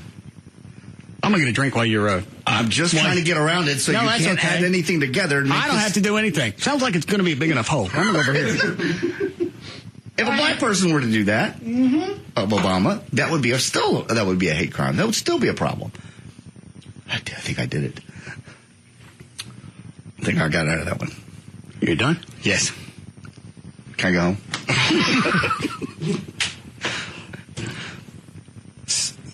I saw that. The best thing would be for somebody black to protest. It doesn't matter who you got hanging in the tree. Take her down. I agree. And I would think at least the homeowners association, God knows mine would come around and go, hey, guys, first of all, quit being gay. Second of all. Damn, that's a hell of an HOA. Stop it. You know what? As the HOA, we'd probably have less issues if you actually hung from the trees. Could you do that? Something you're familiar with. Yeah. Just hang and down. those are okay to hang by the head. You'll have no protest from us. No. Yeah, take the white woman down and just hang a few slongs from the tree. That's okay. We actually would appreciate it. We're sure some ghosts were one-eyed. You would just think somebody from the neighborhood. I think if it was in my neighborhood, even if it was legal, I think somebody would walk up and go, hey, cut that out. That makes us all look very bad. Have you seen the interviews with his neighbors? No. Guess what they all have in common? Oh, no. I can't guess. One would gather that they all have the propensity to like cranks. Oh. How could you tell? Because they all sounded like that guy. That means somebody's gay because they sound effeminate? That's true, but... So now you're judging these people just based on their dialect? Yeah. Okay. Was that it? Just 3 clips from the hanging Chad? Isn't that his name? Very nice, yeah. When we were looking through our inventory of props and such, it was like, well, let's do something political. Here's a year. Let's do something political. Let's do something festive. What can we do? I know. Yes. I'll take one of my dresses. Yes, Chad. I'll put Sarah Palin in it. Okay. And then we'll hang her from the tree. Put her in these shoes. I hate those shoes. Put her in that, and then put a handbag that doesn't match. Oh, you are just a devil. You're satanic. It's scaring me to think about it. We'll put a penis on her. Ooh, I like it already. That makes anything better. All right, Dan, go ahead. Okay. John McCain and, of course, running mate, the fabulous Sarah Palin, are sweeping through battleground Pennsylvania as polls show them trailing the Democratic ticket. But McCain says it's wonderful to fool the pundits and is vowing to pull an upset. Hold on, Dan. What is the guy on line 2? Is this back to the Sarah Palin thing? No, it's back to the what you guys were saying, how there definitely seems to be less, supremacy groups out there. He thinks that's not the case. Well, they don't seem to be as prevalent. I wouldn't think so unless or they've all taken a lower profile. That may be. But on the other hand, then you have the guy that was out at the bar where JD and I were. They came up and, paid his homage to JD. Proud of his shirt, yeah. Yeah. Now, granted, though, the shirt, it was still somewhat low profile because you'd have to sort of recognize some of the stuff on it to realize the connection. I think a lot of black people would probably pick up on that fairly quickly. I don't think... And what happens if you're one of the guys with that little symbol on your polo and you run into Big Stacy? Oh, bye. No, that's what I'm saying is the symbol, it wasn't like it was a swastika or it's like a KKK or like a K3 or anything like that. I mean, it looked almost like it would be almost like a Masonic fraternity emblem or a frat emblem, except it's just a different kind of fraternity. All right. Yes, Scott. Scott. Hello? Is this Russ? No. Hello? Yes. Hey, Russ Martin? Okay. Yes, sir. Hey, this is Scott. All right. Go ahead, Dan. So anyway, McCain told supporters in Hershey, Pennsylvania on Tuesday that, in his own words, I'm not afraid of the fight. I'm ready for it. The Arizona senator continued a sharp assault on Democratic rival Barack Obama during a noisy rally in Hershey. Palin defended their campaign's harsh attacks on Obama. The governor says Obama is not being candid about his tax plans and says that it's not mean-spirited or negative to call someone out on his record. Is it next Tuesday? Yes. Yeah. We're almost there. I say that. No. As close as it's going to be, this is going to be one of those deals where it drags out. Mark Davis doesn't sleep for 3 days. He stays up and counts and recounts and goes back into recounts. But we don't know about it until Friday. Oh, there's already lawsuits being filed. I mean, no, it's not going to be decided. Whatever happened to just having an election where everybody said, okay, that's who won? Well, hang on. Are the lawsuits back at the Democratic and the DNC? No. Because they voided a couple of states? No, not that. All right, what are the lawsuits? Right now, one got filed today. The NAACP filed a lawsuit against the governor of Virginia. He ain't got brakes?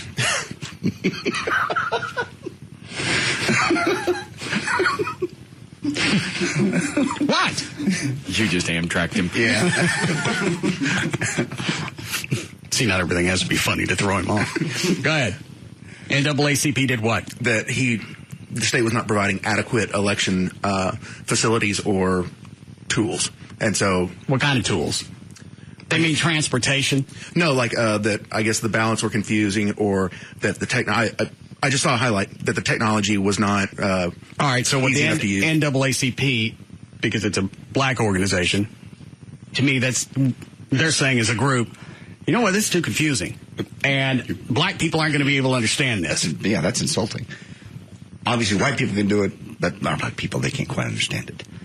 Oh, hell! Damn it! Hell! Oh, I get caught up in the conversation. My brain just locks. Dan 51820. Shut up, everybody. Oh, my God. I have to move now. Yes. Say it again. No, you know what I was saying? I wasn't saying that I believed that. I understand. Explain to me what you were trying to say. I will not. Yes, you will. I cannot. That's what they're saying. Which was what? The NAACP is saying that. What? You know what they're saying. I'm not giving it to you twice. Holy crap. That's okay. I can always loop it. That some group may not be smart enough to figure out the ballot, but another group may be. And whoever the NAACP is representing, they're calling them stupid. Who? I don't know. Whoever they represent. Who do they represent? Not in that group. Go ahead. Looking at me. I'm not saying it again. All right. You didn't have it once. Can we just stare at you awkwardly until 7?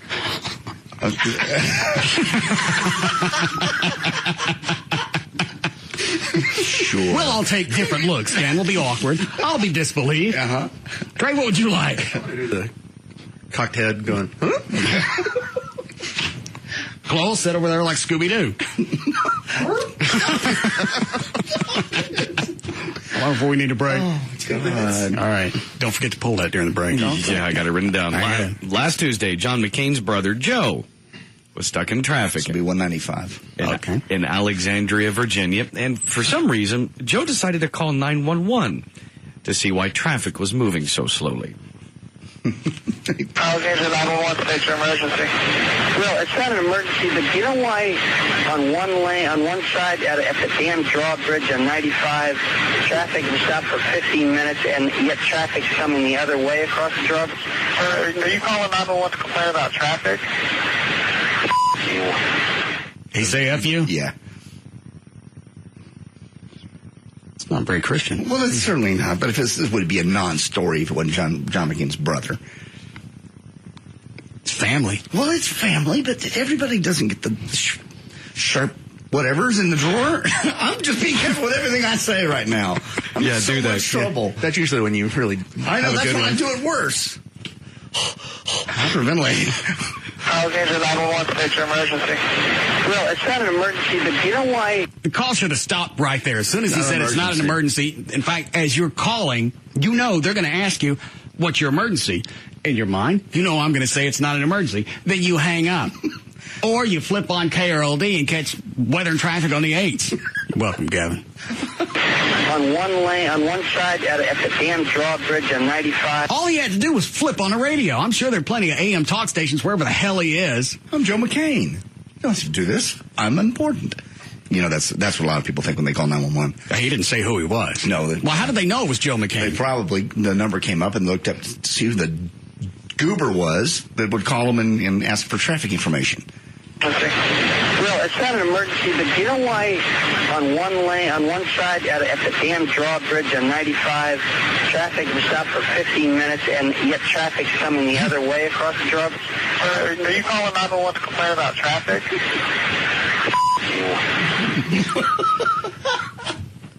Anybody say Billy Carter?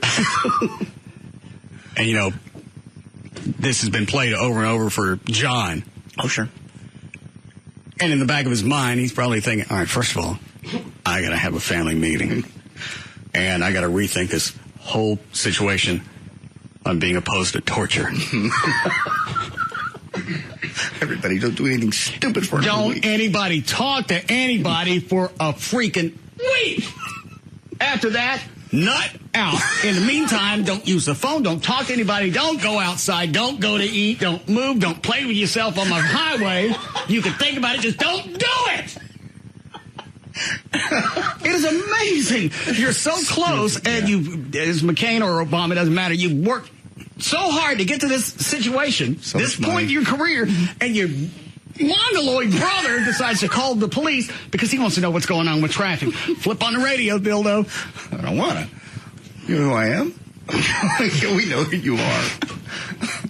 Yeah, you're right. Probably if McCain gets elected in another 3 or 4 months, you'll have, what's his brother's name? Joe Beer. Yeah. Didn't Clinton's brother get busted for, like, smoking pot or something? I'm sure they all had something going on. There's no way that Bill Clinton screwed all those fat, ugly chicks unnarcotized. Do we need a break? All right. Hey, look, it's still Billy Beer left over from the Carter administration.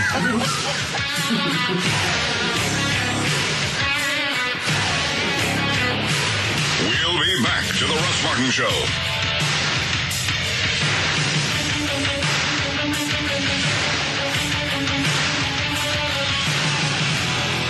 This soap opera gets better and better. The Russ Martin Show.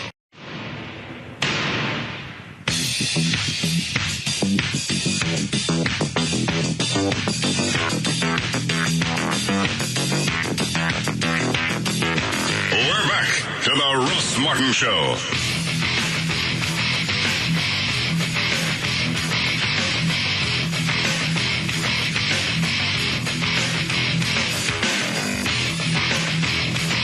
Call Russ now at 214-787-1053. Where'd you put the file, Dan? My flash drive, just front and center under Grand Dragon. Oh, I see it. Obviously, white people can do it, but not black people, they can't quite understand it. Oh, look no. Chewy. I was saying how ridiculous that is. No. Yes, that's exactly. You always take the context out. That was what I was saying. Obviously, white people can do it, but not black people, they can't quite understand it. Boo-boo. That was what the NAACP was saying when they're going to complain about the voting pop. Obviously, you think white people can vote. You figure it out. We never brought up the NAACP. Yeah, Trey did. Mm-mm. Yes, he did. We were talking about breaks. You weren't talking about breaks. No, you said Trey was talking about Barbara Streisand's husband. He did not. He said NAACP, and that's why I said that. Obviously, white people can do it, but not black people, they can't quite understand it. Oh, my God. Please stop. You trying to finish up an album? No. You take things out. You move things around. You edit stuff. I didn't have to move anything around. Well, so recently you've been very amiable about just handing it to me. You took it out of context. You didn't let me explain the part. This country functions out of context. But this isn't fair to me. No. Okay, well, at least you admit that. Don't play it again, please. Obviously, white people can do it, but not black people, they can't quite understand it. How absurd that is. That's what we Trey, thought. I'll sit over there and be smug. You want to review what it takes to get into some military academy? I think you just trumped me. But as far as a body of work goes, JD's far ahead of me. You may be right. JD may have a collection of diamonds, but you have the one platinum uranium nuke. Let me see if I can find Trey's. Very good. And all the bad news about Atlanta. What happened in Atlanta? I'm not going to say it. Don't you have enough from me? Why? To ruin my career, my life? Obviously not. You have a collection. You're still here. But you try every day make me sound worse. Like I hate people. I don't. I love everyone. All right. I'll look for it while you're doing the news, Dan. Go ahead. Hang on, I got to turn this down behind me. Take Denise on, too. She has a question for JD. Okay. Yes, Denise. Yes. Does JD not like black people? No, I love black people. I love white people. I love all people. Why do you think they're stupid? I don't think they're stupid. I do. You know this. It's Russ manipulating my word. You know that, right? Yes? Okay. That's all I wanted. Well, she didn't seem to understand. She didn't. Maybe you were right. No, I'm certainly not right. She's playing along with the bit. She understands. No, she's not. Well, then she's new and she doesn't understand that I'm certainly the least racist person in this room. Obviously, white people can do it, but not black people. They can't quite understand it. Oh, my God. Mm-hmm. See, there's people that tune in and tune out and move into town, and they're going to tune in one day, and they're going to hear that and think that's really who I am. And JD's right. That's better than all this, baby. What about this clip? You're a good mouth. Like a good neighbor. Yes! Not unless they're black. No, like a good neighbor. It's a State Farm joke. Oh. Yeah, I think Chloe pretty much capsulized that. It was. Let's see, one more for the you new listeners. All right. 77 is Ralph Nader. And then 73 is Obama talking about Nader. Clearly, I was talking about Ralph Nader. That's what I was saying. The other way. All right. 77 is Ralph Nader. And then 73 is Obama talking about Nader. That's not the way that comes off. You make it sound like Obama's going to talk about it because he's an expert. No. I slur from time to time. That's all that was. Why? Those are the only words that come out of your mouth. No, I slur. Miscontorted. I slur a lot of stuff. Yes, you do. You throw slurs out all the time. No, not that kind of slur. Stop it with the No. Okay. Let's move forward. I don't think I can just yet. Let's see. Yeah, I think I've hit your highlights. Thank you. No, I was wrong. But I don't know if it's obvious to everybody that all he's trying to do is to get somebody pissed off to come after his ass. I think so, because you can't go so far out on a port. And just for no on a what? On a board. Oh, okay. Oh, you said a porch. I didn't say any such thing. Yeah, I think you did. No, I didn't. I think porch came out of your mouth. I didn't. I'm bored. Look at Dan's eyeballs. I don't want to see Dan's eyeballs. Quit looking at me, Dan. Porch. No. Say it. Bored. You want to go out on a porch. On a limb. Yeah, that's fair. Wow. Standard speech. Someone goes out. Sometimes they can go out and... When people venture out into a controversial area, yes, nobody's ever used the term, well, he went out on a porch on that one. No. That's why I said limb and bored. So far, you're not picking good ones. Oh, you got to work on your examples. Oh, God. I'm a headache again. You don't do well with analogies, dude. No. You twist all my words. And you take things out of context and you edit them. And you make things sound what they're not. Actually, most of these things are fully in context. No, you'd be better served if we took them out of context and did cut them up. No. Yes. All right. Ready to go again, Dan? Absolutely. 5:40. Dan O'Malley's here with more news. Thank you, Russ. So, did we finish listening? Yeah, we finished McCain's brother. Well, Samuel L. Jackson is supporting Barack Obama for president, and even though things are going well in the polls at this point, Jackson is still disappointed that Obama's color has forced him to campaign more carefully than John McCain has. In fact, Jackson says he wouldn't be surprised if someone at a Sarah Palin rally were to shout, "Kill that." I have audio if you want to hear it. All right. Samuel L. Jackson, he's 187. Well, now he's focusing on race. Yeah, and yeah, you are going to have to campaign. Well, both of them have to campaign differently. Obama's got to be damn sure that he doesn't make anything sound like he's pandering only to the blacks and leaving the whites feeling shunned. It's not an agenda, which would be fair. And McCain has got to do the same shuffle around all of his comments. Well, and then you got some idiot at one of the McCain rallies saying "kill." That was a couple weeks ago. Well, they didn't know if McCain or Palin, whoever was at the rally. Actually, and it's funny you mentioned there's a rally. They never knew if they actually heard the statement. No. All right, what cut am I looking for here? I've forgotten now. 187. And this is Samuel L. Jackson. Okay. I don't think it's going to. No. It's not like they ain't saying it. They're just saying it in another way. They just haven't announced that on the news that somebody in the back of some Sarah Palin rally is going to kill that nigga. And that's like. Did he make this comment a few weeks ago? It was last week. Yeah. It really bothers me sometimes that. Dude, you just said it. Yeah. Well, I'm a black guy. I can say it. I can get away with it. And I wasn't saying. Well, you're bothered that. Racism is perceived to be in this campaign. Well, you're making it a reality. I watched a lady yesterday. If I thought Obama was better qualified, I got no issue with his color, his mama's color, anybody else in his family. If I think he can run the country, he gets the gig. But I don't think he can do it. I don't think John McCain can do it. So I'm not going to go out and waste my time. And I don't care what Charlie Daniels says. Just get ready to tell you Charlie Daniels thinks. Freaking redneck. He's not a redneck. He's Charlie a Daniels? good American. He's a redneck. He is not. I mean, everyone should vote.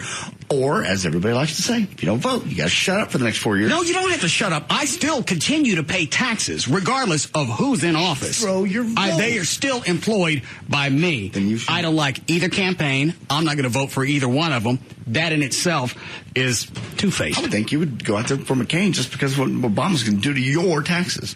Just because Obama has this concept of raising taxes, I don't know if he can get away with half of what he's planned. With a Democrat-controlled House and Senate, he can. Why you always got to be that way? Sorry, that's just the cold, hard reality of this is if you have both houses and the White House controlled by Democrat, they can shove down legislation and there's nothing Republicans can do to stop it. We don't have enough, there's not enough Republican representation in the houses to be able to squelch anything. In the House, no. In the Senate, it just depends. There are a few tight races, but the Democrats could get to 60 votes, and that way they can ramrod it. It's not like they ain't saying it. They're just saying it in another way. They just haven't announced that on the news that somebody in the back of some Sarah Palin rally is going to kill that nigga. And that's like. Who is he addressing in this? The audio was just taken from a group of people and was in a reporter. I'm not sure who he's talking to specifically. It really bothers me sometimes that we have to be so politically correct or so careful. And he has to be more careful than the rest of us because, the last thing America wants to see is an angry black man. And I'm sure, we got an angry white man sitting on one side and everybody can see he's angry. And he's like, he pissed off. But, well, if you see an angry black guy, if you go back and look at our history, he's got a reason to be pissed off. And me being white, that's going to be off-putting because, in my mind, he's going to come get my ass. Part of the reason that the Sharptons never make it. They look angry. They look very upset, and they put off the average other voters, groups. What? Nothing. I was just... You're like one of the flying Walindas. I'm trying really hard. Barack could never appear that way. But it's kind of like last week when McCain started saying that he was the victim in this whole thing because of what John Lewis has said, And who's John Lewis? I don't know. It's okay to not know something from time to time. He may be the representative from Georgia, but Do you not know? I don't know. Okay. Well. Did you see the look on Trey's face when he said, I don't know? Yeah, it was very painful. It was like he was waiting for you to hurt him. It's hard not to know something. Because the rest of the time, you always got something to throw in. It's a nice little respite. Thank you. The perfect and politically correct way to defuse that is to say, well, you know, the things that are being said at your rally by people standing out there are the same things that got Kennedy and King killed. Boom, end of statement. That ain't angry, that's just fact. You know, and you say that to McCain, he'll probably jump across the table and try to choke him. So, shut up! Because that's what it is. But he can't say that, and that's the politically correct way to say those things, because that's one of the things, no matter what anybody says about it, that's what we fear most as black people who want him to win or be elected. When is somebody going to try and kill him? Bad news is he's probably right. You already had the skinheads that were arrested trying to rob or break into a gun store. I can't even imagine what would happen to this country if even somebody just tried, much less, God forbid, succeeded. Just what? You're looking at me like I'm saying something wrong again. No, but you will. No. And if I keep talking, you won't. What, Dan? Line 8, please. All right. Yes, Josh. Yeah, I just wanted to ask Grandmaster a little quick question. Why is it that the Samuel L. Jackson clip has to be number 187? Did you try to say something about the black man? What the hell does that mean? Let me see if I can guess what that means. Oh, God. 187. There are more of them than that. Something to do with slavery? I don't know. I think police code. Police code for murder. How do you two know that? Because we watch TV, film, read. Oh. I didn't know it. There was actually, ironically enough, a Samuel L. Jackson film called 187. Oh, my God. It's so random. It just happened to be number 187. Either. Sure. Only one of two things is possible. You did it on purpose. You have earned everything that you've worked for. I haven't earned anything. You've achieved the status in your organization for a reason. Just randomly put these clips on this sheet of paper. They just randomly get. And you make sure that it gets out on the air. It's cut 187. I have to tell you what the cut number is. I told you before, you can give me a cue list of what everything is, so you don't have to tell me. You do it this way. Well, we're going to have to go back and listen to the audio of all the other black clips and see what numbers you gave them. We're going to have to open up like a police department code book. Give me a break. I didn't even know 187 meant anything. I didn't. Oh, my God. Is there anything I can do right today? Anything? No. Apparently not. How we doing, Chloe? Wow. Better than JD. Wow. All right, go ahead, Dan. Okie dokie. Let's see what else he'll say. An investigator with the Mutual UFO Network has traveled to Erath County to talk to dozens of people who all reported seeing unusual lights in the sky last week.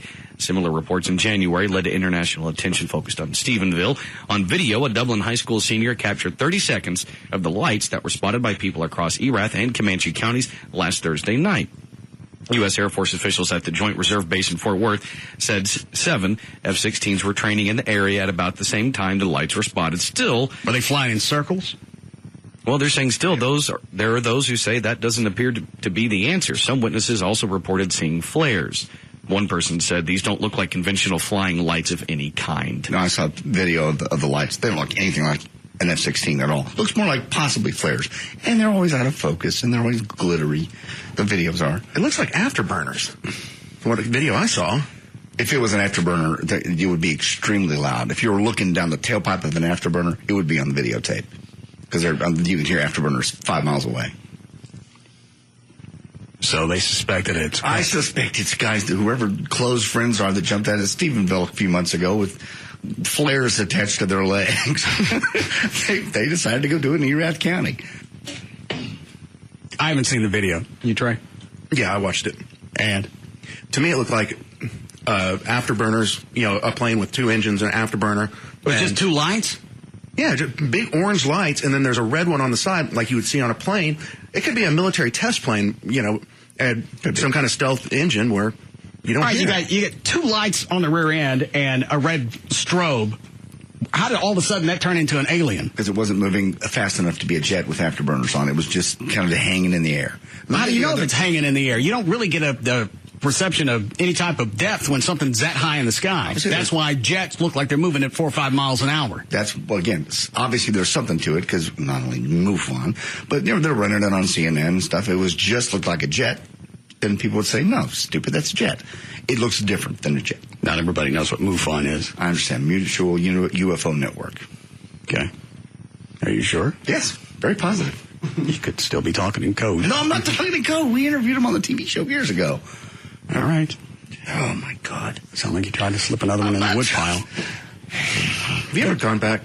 Me? Yeah, and look at the hot tickets, videos they'll have and see if I didn't have to. Anytime JD dropped the N-word, we just cut it out. Oh, okay. I never dropped the N-word on the TV show. Ever. What would be the point of that? I must have hosted with another skinhead. You certainly did. Skinhead. My God. Dan, go ahead. Please. Dan. Sorry, I'm trying to go to the next one. A home invasion suspect was shot and killed late Monday night after he and another masked man burst into a house in Arlington in the 900 block of Carthage Way. Arlington police said one of 3 adults inside the residence opened fire on the intruders. The suspect was dead before police could arrive. The second suspect, wearing blue jeans, a white sweater, and purple gloves, fled the scene. What is that, 5 in the past couple of months? So, real trend of people coming into houses and surprising people and getting killed. We've been practicing. It's a light moment. You bust into somebody's house like that, you get killed. You just said you wouldn't shoot anybody. No. I did not say that. If somebody busted through the house into the door and surprised me, yes, I would shoot them. You said if I woke up in the middle of the night and found somebody in my kitchen, not bothering me, maybe lost, maybe drunk. They're in your home. Lost? No, people, that has happened before. Drunks have come home, if somebody left the door open, if you're dumb enough to do that, and left the door open. The guy picked up the wrong house, and he got killed. This was all right. Then that's going to be another consequence of drinking and being out in public, especially if you go into somebody's home. You run the risk of dying. Well, but again, that's an accident. That's where you have to look at the guy and go, okay, I don't have time to ask somebody if they're in my home and it's dead of the night. I'm not going to play 20 questions. I'm not going to play charades. I just wouldn't put a bullet in somebody's back if they were in my kitchen. Now, if they were coming at me, they kicked the door down, different story. All right, so they have their back to you. And they're in the kitchen and it's dark. And it's dark. What are they holding in their hands? I can't see them. Okay. That's when you say freeze. And if they turn around. And they turn around and you get shot. No, you don't get, this is not a game of equity. You don't give them the heads up before you pop their ass. You're in a home, middle of the night, it's a home invasion, you die. Well, again, and innocent people get killed too, like that singer did a few months ago, banging on the back door of that guy's house. He shot through the door and killed the guy. I'm still sort of surprised that they no-billed him because the guy didn't get in the house. Yeah, I know he did. He warned the guy, said, I've got a gun, back away from the door, and he shot high through the door just to scare him, having no clue the guy was like 6'5". Yeah, it's just, again, an innocent guy dies because you made a snap decision and he was coming to get you. He didn't make a snap decision. He gave several warnings, and he shot through the door high enough to where he thought, I'm going to be okay. I just wouldn't. I personally would probably let him get all the way in, not for any obligatory jokes, just I'd like to make sure that's what's going on. I suppose so. I just couldn't do it. Just put a bullet in somebody's back without at least saying, hey, freeze. Then you turn around. Well, then you're a fool. Maybe so. In your home. You're the one place you really shouldn't have to have any issues of safety. Somebody's in your house, middle of the night, going through your stuff. I'm sorry. Any compassion that I might have had is gone. Your human rights, everything ended at the front door when you decided to break into my home. Yeah, you say freeze. He moves, you miss, and he's got a shotgun. You're dead. I've already got my gun trained on him when I say that. Okay, you're an expert. When's the last time you went to the gun range? How many times a year do you shoot? All right, this guy's a criminal. I guarantee you he's probably shot at more people than you have. And he's probably not going to be as worried about missing. I guess so. I don't know. You asked me, and that's my gut reaction. If I can see somebody in my kitchen and they're not coming after me, they got their back to me, I'm going to give them the opportunity to put their hands up. You don't get an opportunity. Your opportunity ended at the front door. All your opportunities, all your hopes and dreams are still in the front of my house. The lawn. Do we need a break? All right, we'll be back. We'll be back to the Russ Martin Show.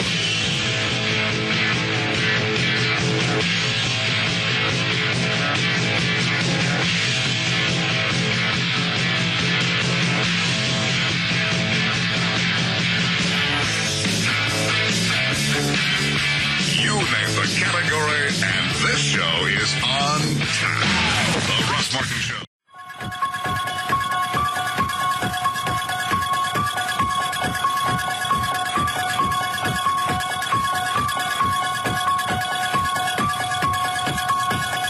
We're back to the Russ Martin Show.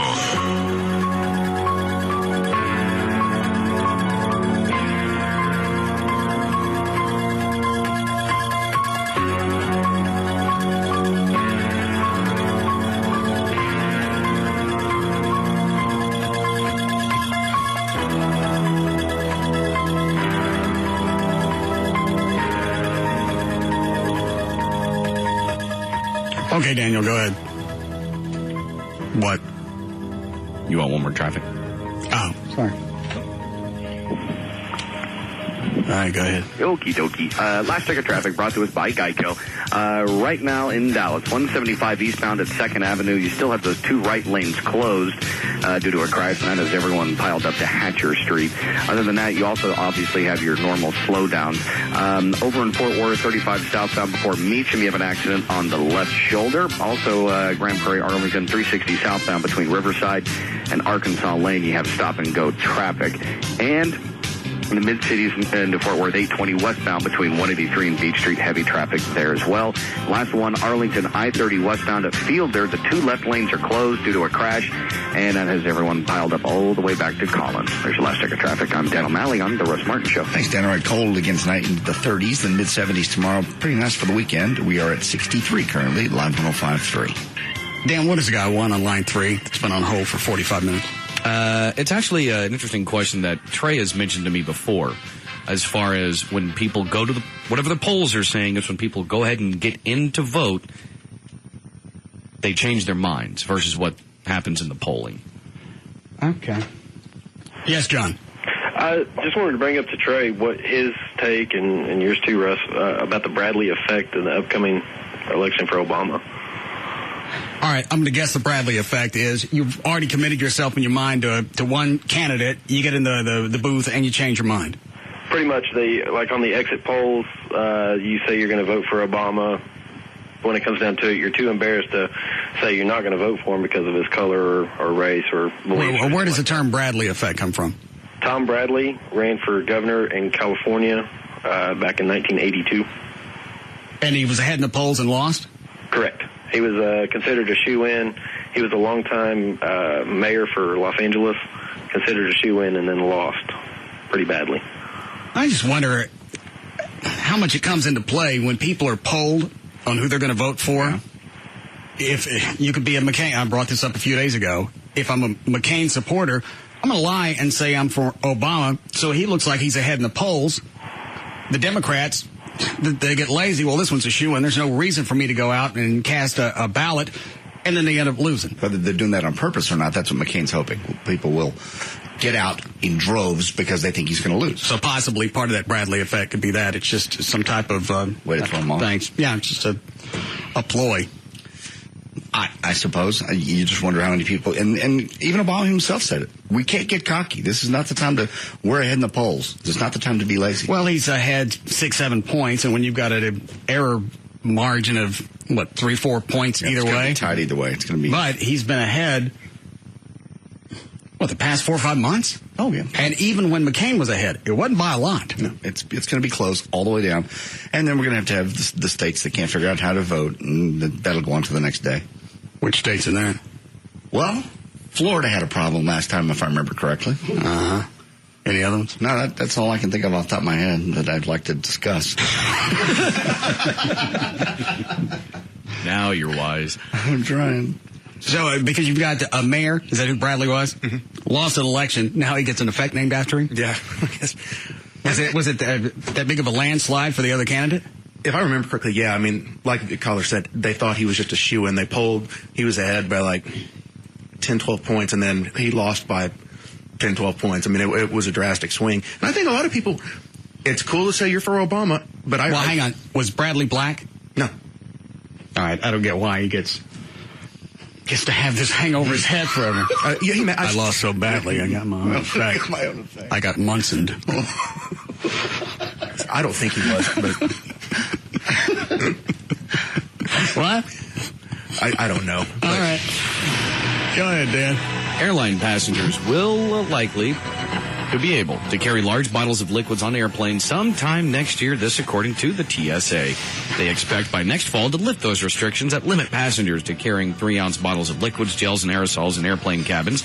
Passengers would still have to remove liquids from carry-on bags at checkpoints and put them through x-ray machines separately. So now you can get all your liquid nukes right in, because it's safe now.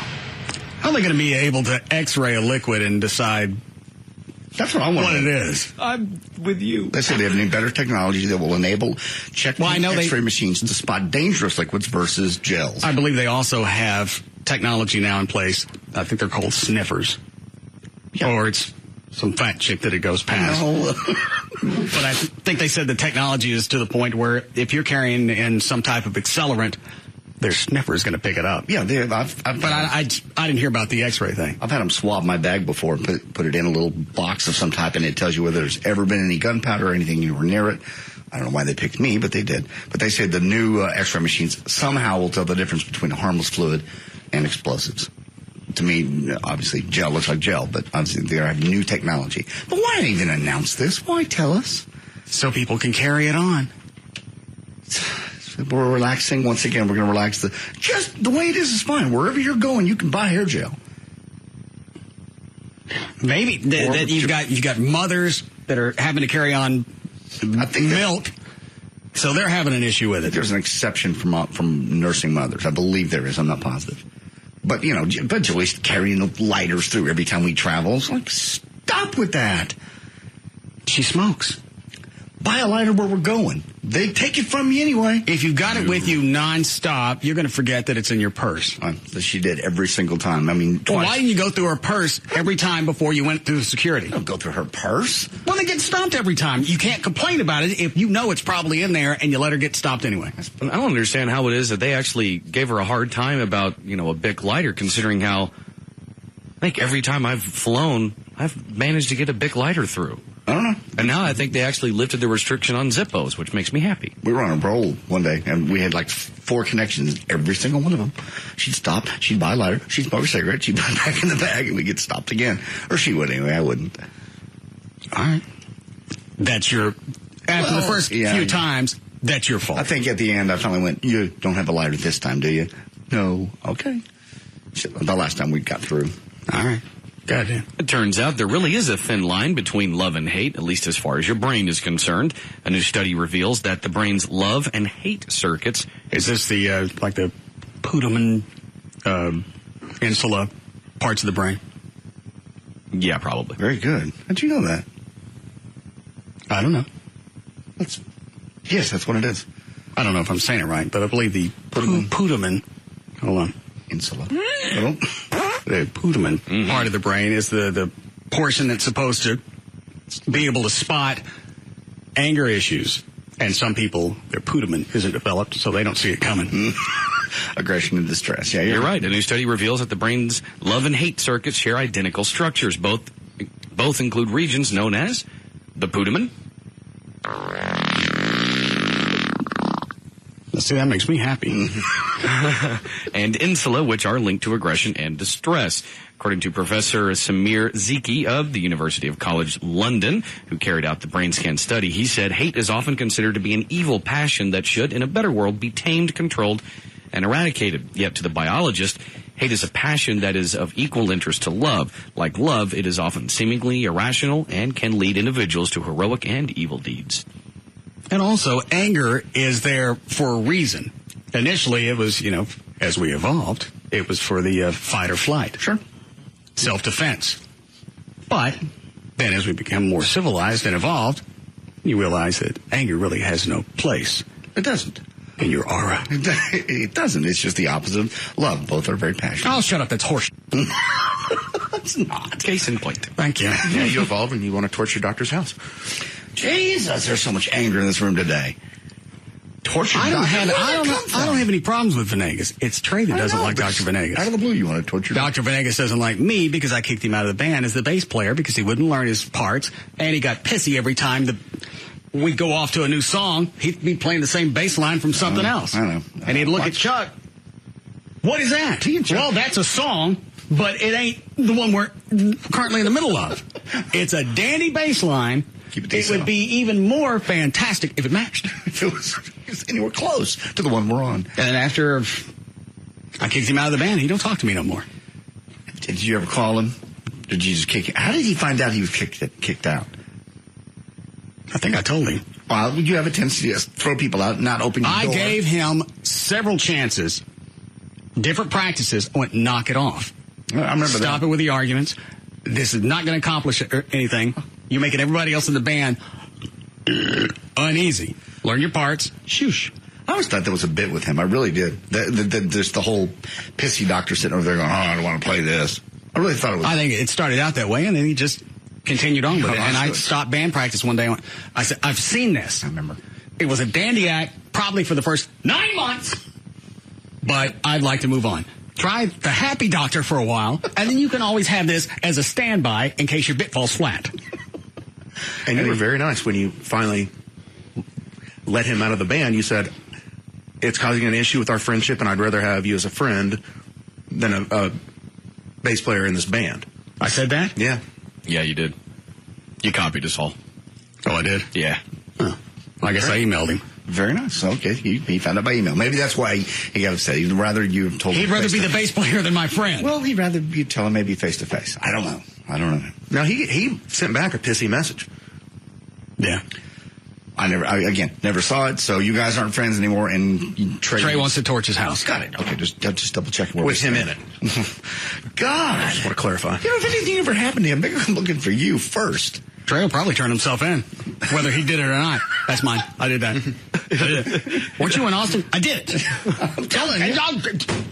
Give me something to sign. Photoshop. I'm not going to play your games. I did it.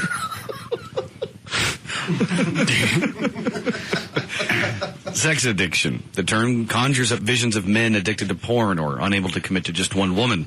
But the so-called disease isn't just for men. Women are sex addicts too, and some experts say almost a third of people treated for sex addiction are indeed females. Susan Cheever, a self-confessed sex addict and author of Desire, Where Sex Meets Addiction, said it is common for women to blur the lines between the compulsions of love and sex. Makes me horny. Just want to go sit with them and during a rehab. Well, rehab, they have doctors around them. They're not going to sit with you, even though I did have a friend. I told Well, they're going to talk about that during. That's the way you deal with your problems is you talk about all the sexual addictions that you had. And you know what? Really, before you get past this, write a novel. I know. I told you the story. Hey, what? I know. I heard the story. I didn't let you tell it again for a reason. Okay.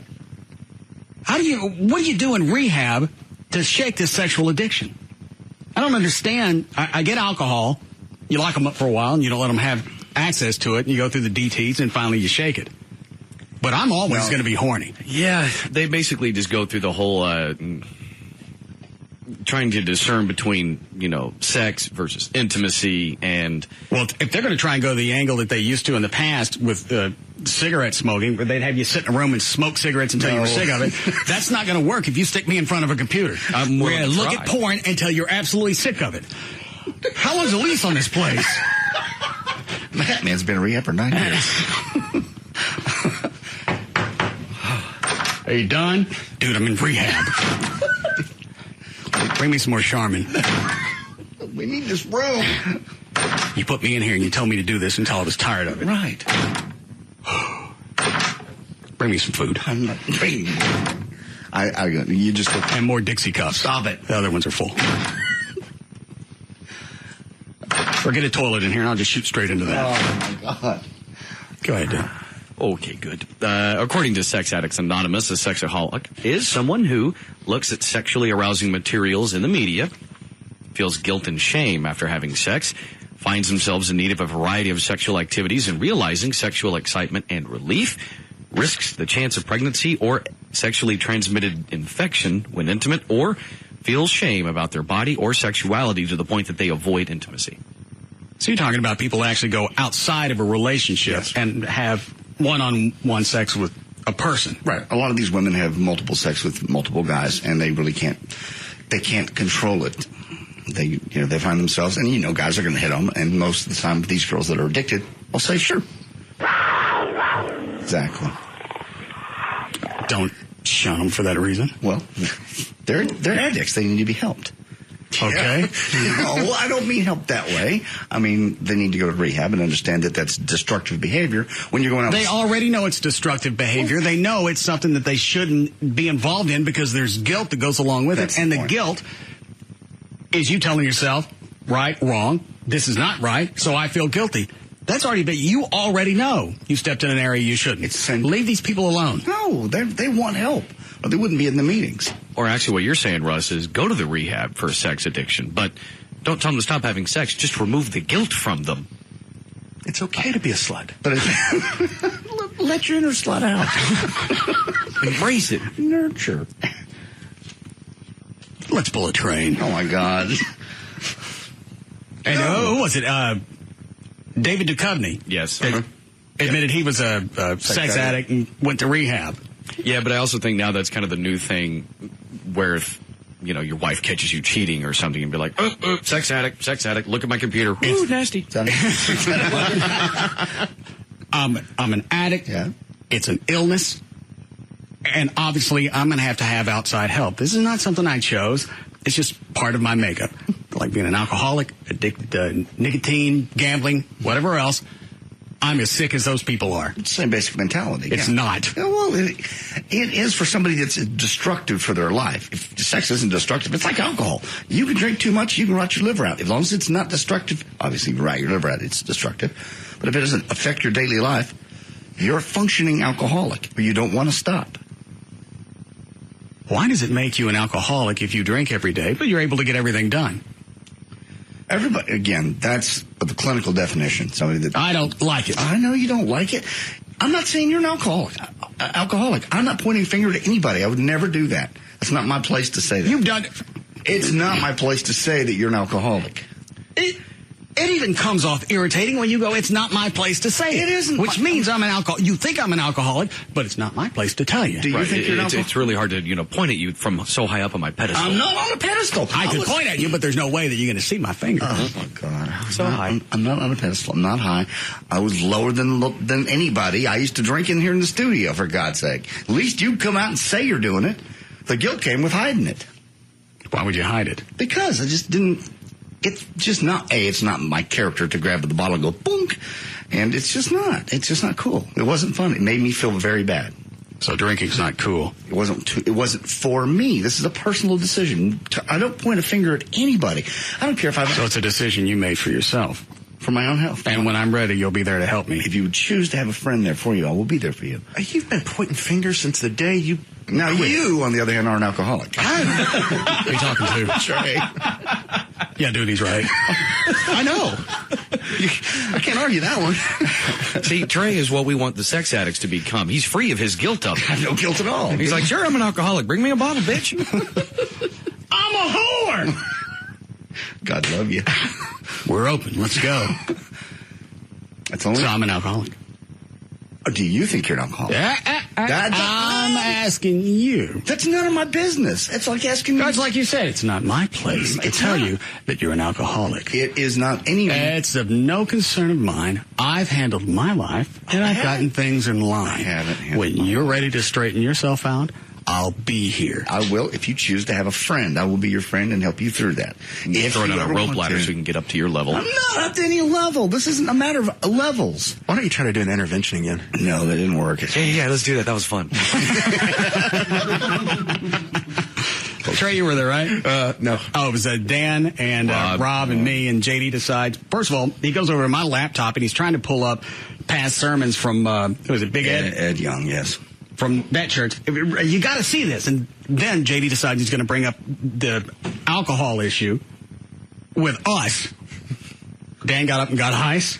I went and got the beverages. It was and we amazing. almost got you drinking again, John. I think it did. God, that was almost one of the greatest moments of my life. Well, it's his own fault. Yeah. Intervention backlash. Well, we took an intervention and turned it into a stock the bar party. I understand it was not well timed. I've learned a lot about intervention since then. Normally, if you're going to have an intervention, you're going to have other people on your side. I had no one on my side that day, and that's one of the things I've learned. And you kept pushing it, even though I got up to go get ice. You surrounded yourself with people that want to help you be an alcoholic. I'm an alcoholic. Oh, dear God. Yeah. Oh, my God. Only if you think you are. No, Only you if just said he wanna was. be. No, you are. We're not talking about my perception. Yeah, he's right, Trey, you're not. We're not talking about my perception. We're talking about you. My perception of you is an alcoholic. Let me think. Hold on.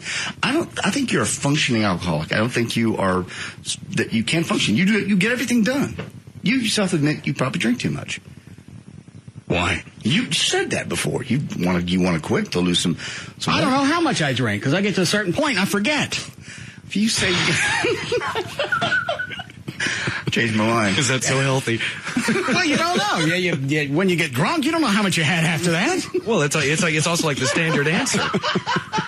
It's like you're so hammered, your buddy comes up to you and says, how many have you had? Well, I don't know, 3. How many have you had? We okay, Cliff? Oh, my God. All right. You haven't said much during this conversation. You know where I stand.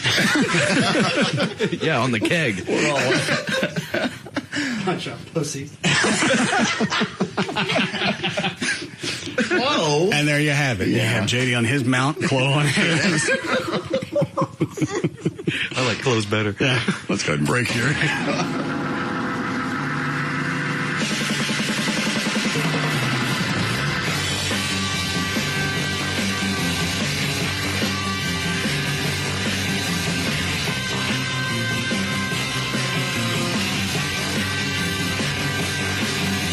They may be drinkers, Robin, but they're also human beings.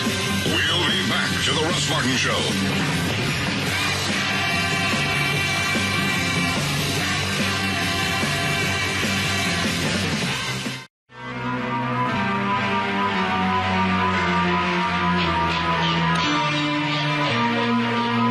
We're back to the Russ Martin Show.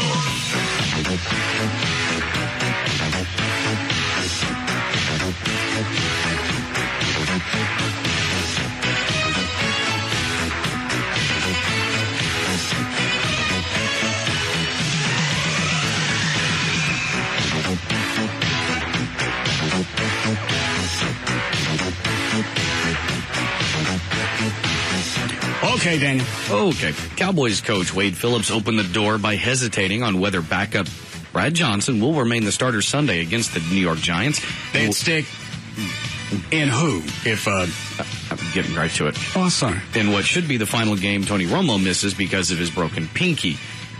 The only other quarterback on the roster is one Brooks Bollinger. He started 10 games in his 6-year career, 9 with the Jets in 2005 and 1 last year for the Minnesota Vikings.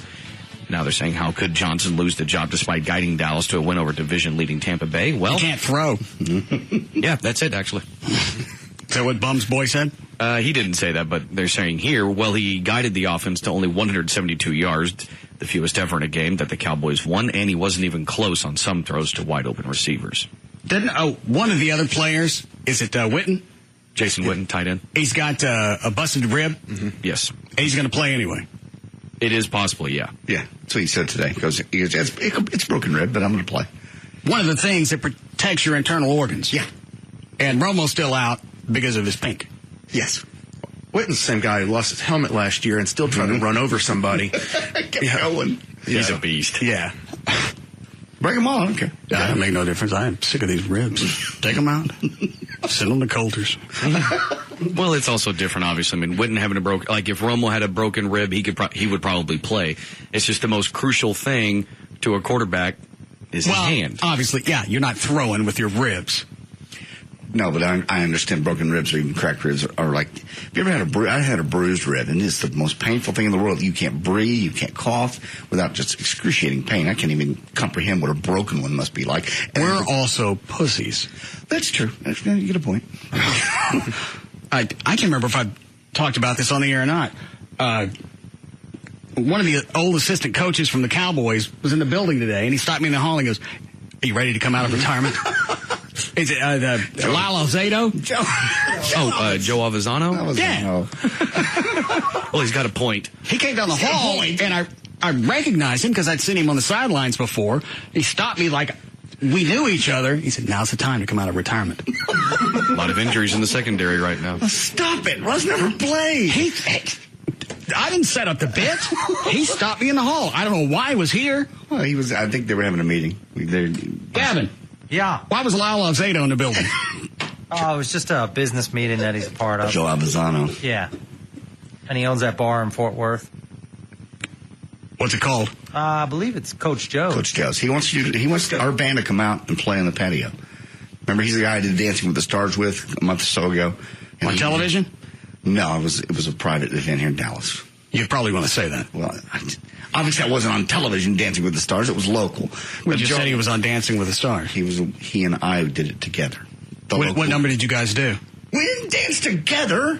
We were in the same evening. God, you're confusing. Oh, my Lord. Well, it's not homo if you do it with a coach. I didn't dance with a coach. Who led? I didn't dance with a coach.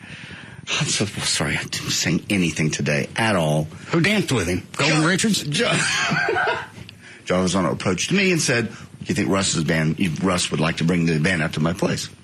Where in Fort Worth is it? It's Frisco. It's actually in Frisco.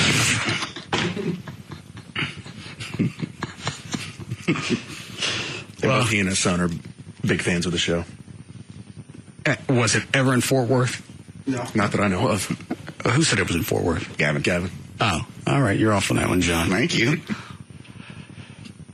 Coach Joe's in Frisco. Correct. Do I know him? You've had him on the show before, yeah. No, I haven't. I thought you had. Coach Joe Avizano, I swear to God, he'd been on before with you. Well, yeah. He knows you anyway. He used to own a bar next to the What Bar. Next to the what? He used to own a bar next to the What Bar where we played one night, a couple doors down from there. And he worked, I think he maybe worked and shook your hand briefly. I never met the guy. Okay. Well. But he stopped me in the hall like we hang out 3 or 4 days a week. Surely he knows you don't really play. He didn't even say, "Hey, it's Lyle Alzado. I think it's time for you to come out of retirement." And he just walked up and he said, "Now's the time." He said, "Pac-Man's out. Used to be cornerback." I went, "Dude, that's a bit. I don't know you. But let me get into my studio." What were you going to say, Dan? I was just going to say that, being a coach of the Cowboys for so many years, he may have come across some old game film. Oh, dear God, Daniel. What? They have access to the stuff that not those of us in the media have access to. That was never shot? Well, it may not even been game film. It definitely could, at the very least, have been practice film. I expected him to start laughing at a certain point. Yeah. He started talking about plays. Now, we've changed our defense. Oh, I don't know what kind of meeting you were here for, but it should have been rehab. He's a great guy. Is he the one that,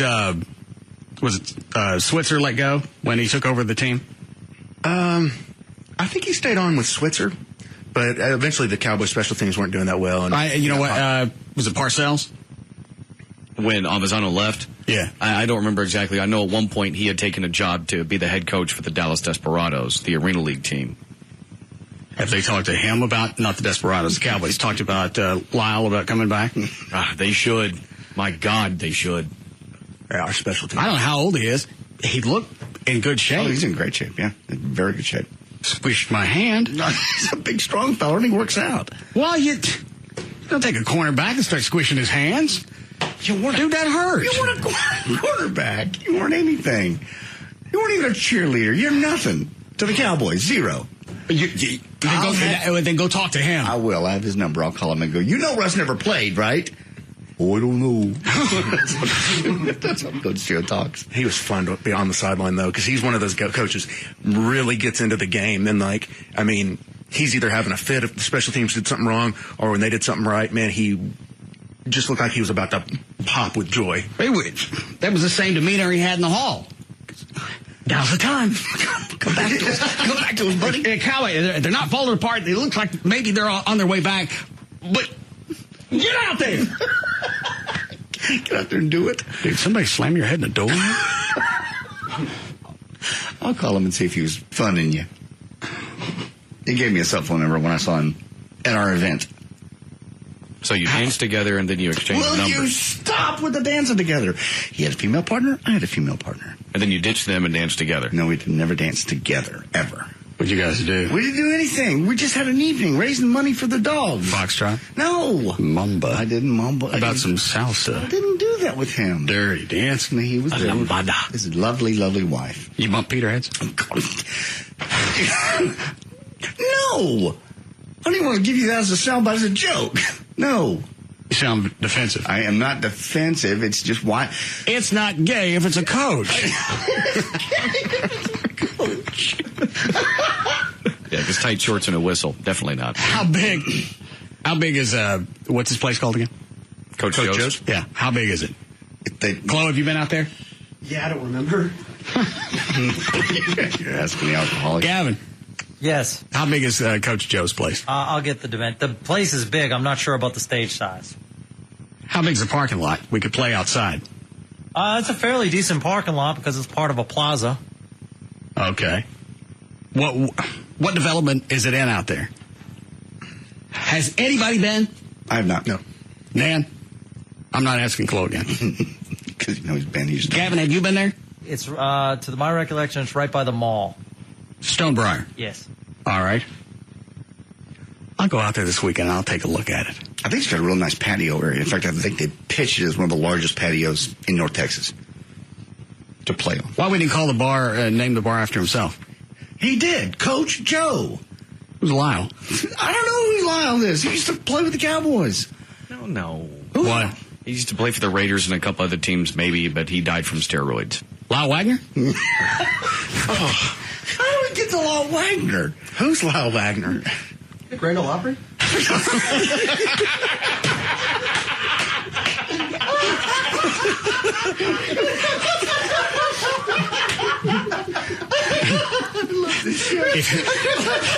If anybody's listening to this show and you ain't got vertigo by now,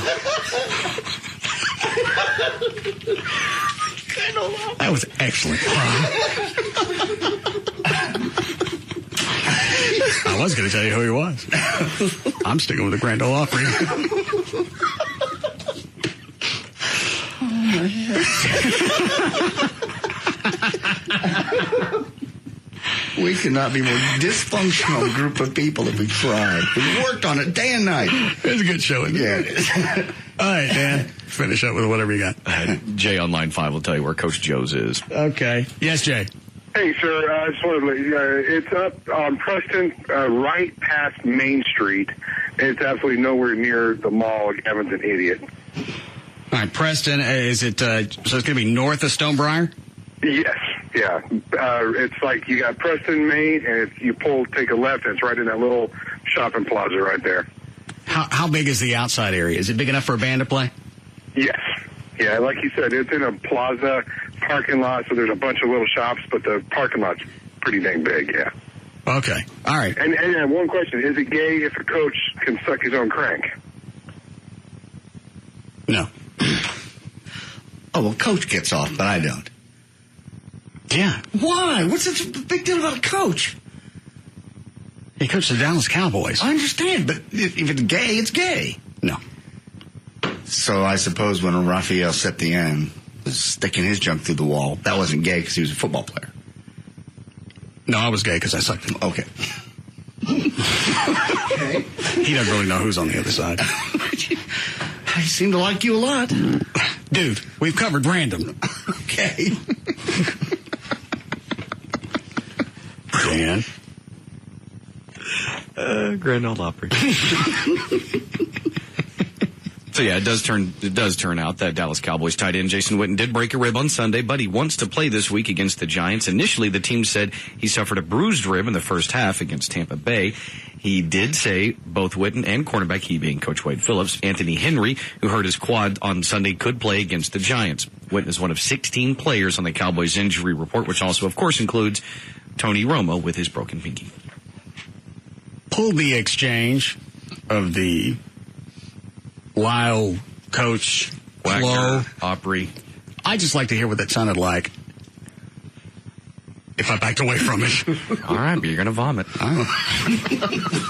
Give me a Dramamine. Well, Halloween is, of course, a week from tomorrow. And with that in mind, it's this Friday. With that in mind, here's a list of the 10 most disappointing Halloween. You pulled an old story, didn't you? Yes, JD did. Okay. Still topical. It's Halloween. Then update the copy. Sorry, Dan. Nope, that was my fault. Halloween is Friday. With that in mind, here's a list of the 10 most disappointing Halloween treats for trick-or-treaters. As you can hear, Halloween was 2 months ago. Well, we'll just save this for next year. All right, the top what? The top 10 most disappointing Halloween treats. Number 10, the fun-size candy bars, the little ones. What's wrong with those? They're too small. They're just little teases. If you've got 100 kids coming by, you're not going to be able to hand out full-blown Baby Ruths. I know, but the fun size, I actually want to say, like, the fun size at the 2-bite one or the ones that's like just like the 1-bite? It's free. Well, give me a handful. I'd be happy you got one of those because nobody can stick a blade in it. Number 9 is Laffy Taffy. All right. Number 8, miscellaneous wrapped hard candy. That should be higher on this list. Who is it that they surveyed with this? Because if it's kids, I'm not going to give you dick. This is Yahoo Foods that came off of the Yahoo site. They obviously had to survey kids to find out what it was they didn't like. Apparently, yeah. When the number one certainly makes sense. Because I used to have a neighbor that did this. I won't tell you. What, Clem? I'm just trying to guess in my head. I really don't know what it is. Number 7 is Tootsie Rolls. What's wrong with those? I don't know. But every year the kids come by the house, it's mostly small candy, but you give them a handful of it, and they stand there waiting on the next scoop. Sure. You ever have one try to reach in and grab the stuff? Don't be grabbing my candy. I'll give you what you got coming. It's not very... It certainly is. Festive. And you don't have a costume, you get the crappy candy. Teenagers that come around, they don't want to dress up. The whole idea is you dress up, I give you candy. You come to my door holding a pillowcase, wearing your clothes from earlier today, and talking on your cell phone. You get nothing. Except for that other pillowcase with a brick in it. It's a bag full of cans that they're going to beat you with. And nobody's really going to be able to identify the weapon because every time they hit you with a bag of cans, the cans change shape and they can't really tell what you got beat with. They get nothing. What else I got? Number 6, apples. I've actually seen years ago some people actually, one house would still give those away. Number 5, the Dum Dum Lollipops. I can't think of what that is. Just the really small ones. The small round? ball. That sounds like a dime, yeah. Well, that's not the only thing you get. You get a potpourri of stuff. Sometimes. You little greedy bastards. Number 4, Smarties. I don't know what that is. It's the, like, tart candy, but are wrapped up in, like, a tube. Small and round. I like those. Okay. I always liked them. Number 3, and I agree with this one, candy corn. I hate it. I think to me that's one of those things you either love it or you hate it. I hate it. Then don't come to my house again. It's free. And I'm not sticking the Batmobile out front again because I've done it the last few years. You wait till everything clears, put it up. Sure. And it was last year or the year before, some lady comes to the front door. All the freaking lights are out. Beats on the front door. I didn't have time to look. I didn't get a chance. My kid didn't get a chance to see the Batmobile. No, he didn't. Well, he's sitting here. It's up. It's locked up. This is not. No. Will you open it up? And she stood there, and I said, "You know what? We got an ass load of candy here. You're welcome to that." Oh, he didn't want that. He wants to see the Batmobile. Well, then take him home and teach him about being disappointed. That's my Halloween gift to you. Bang with the door. Think of it as a lesson. And go on. She just stood there. And she stood there, and there was just like 8 seconds of silence when I said, "Well, we've already put up the car. We're closed." So we can't see it? No. Still. Never again. I'm not going to ever drive it again on the outside chance you might see it on the road. My little boy didn't get a chance. Wasn't enough that I stuck it out in front of the house that people come by, take pictures, get candy, and charge anybody anything. Cool. You show up late, and now you want me to back the damn thing out of the driveway. Yes, for my little boy. Then you let the kid sit on the porch, you come in here for a while, and you work this off. Banging his mom so we can see the Batmobile? How dedicated are you to your kid? And yet another opportunity to teach the child a lesson. Everything comes with a price. Right. We need a break? Yes. All right. Go pull me that audio. Yeah. All right. We'll be back.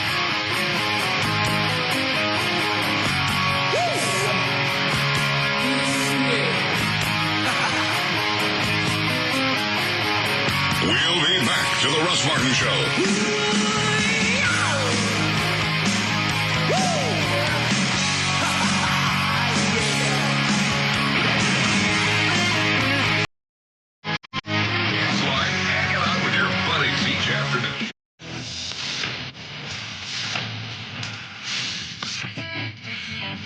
We're back to the Russ Martin Show.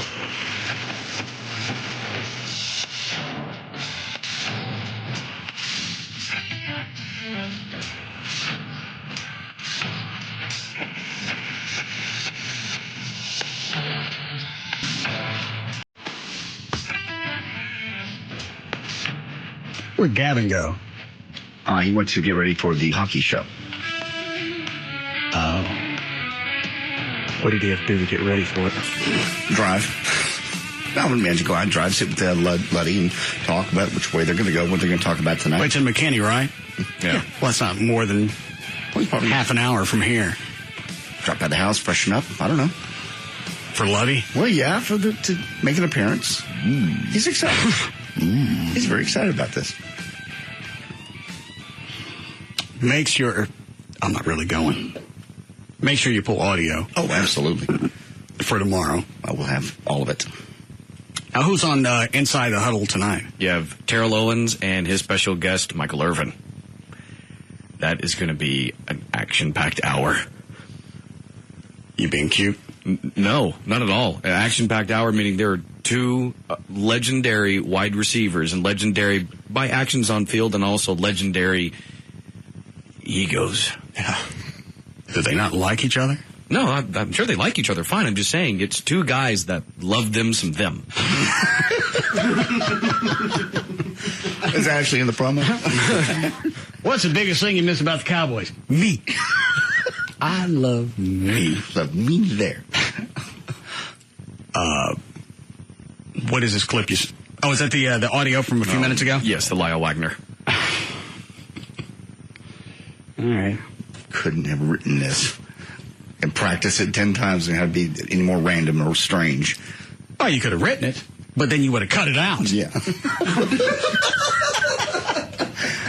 I just want to step back and see what this show sounds like, just as an observer. Okay.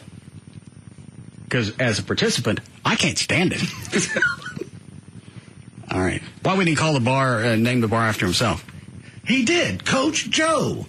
Who's Lyle? I don't know who Lyle is. He used to play with the Cowboys. No. What? He used to play for the Raiders and a couple other teams, maybe, but he died from steroids. Lyle Wagner? How do we get to Lyle Wagner? Who's Lyle Wagner? The Grand Ole Opry?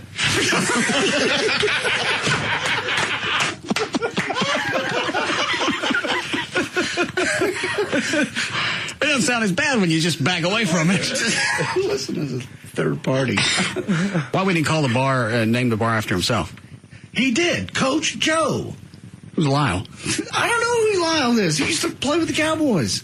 No. What? He used to play for the Raiders and a couple other teams, maybe, but he died from steroids. Lyle Wagner? How do we get to Lyle Wagner? Who's Lyle Wagner? The Grand Ole Opry? I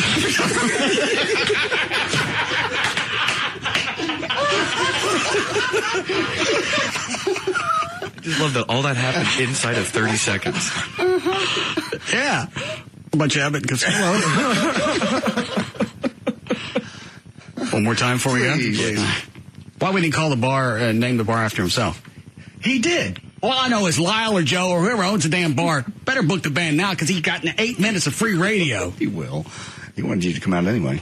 Why we didn't call the bar and name the bar after himself? He did. Coach Joe. Who's Lyle? I don't know who Lyle is. He used to play with the Cowboys. No. What? He used to play for the Raiders and a couple other teams, maybe, but he died from steroids. Lyle Wagner? How do we get to Lyle Wagner? Who's Lyle Wagner? Grand Ole Opry? All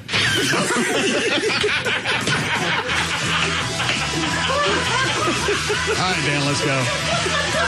For more information on The Russ Martin Show, including pictures, video, and more, go to russmartin.com. To answer any questions you may have about the show, except for those 30 seconds, go to russmartin.info. To email the show and during the show only, send that to studio@russmartin.com. The show websites, johndavidryan.com, danO'Malley.com, djclo.net, Trenholm.com. The official liquor store of the show is Majestic Fine Wine and Spirits. Their website, majesticliquors.com. Russ gets his guitars and band equipment from the Guitar Center. Their website, guitarcenter.com. The official airline of the show is Southwest Airlines. Their site, southwest.com. And the official site for Live 105.3 is live1053.com.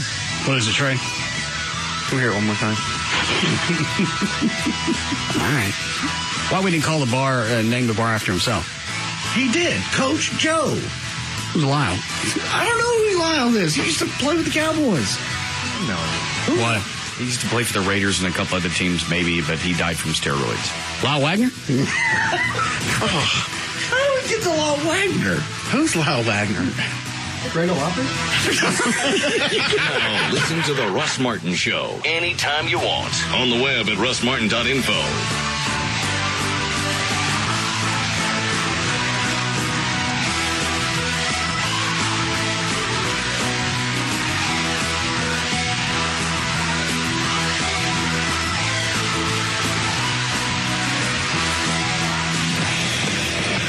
The Russ Martin Show. What's the Metroplex?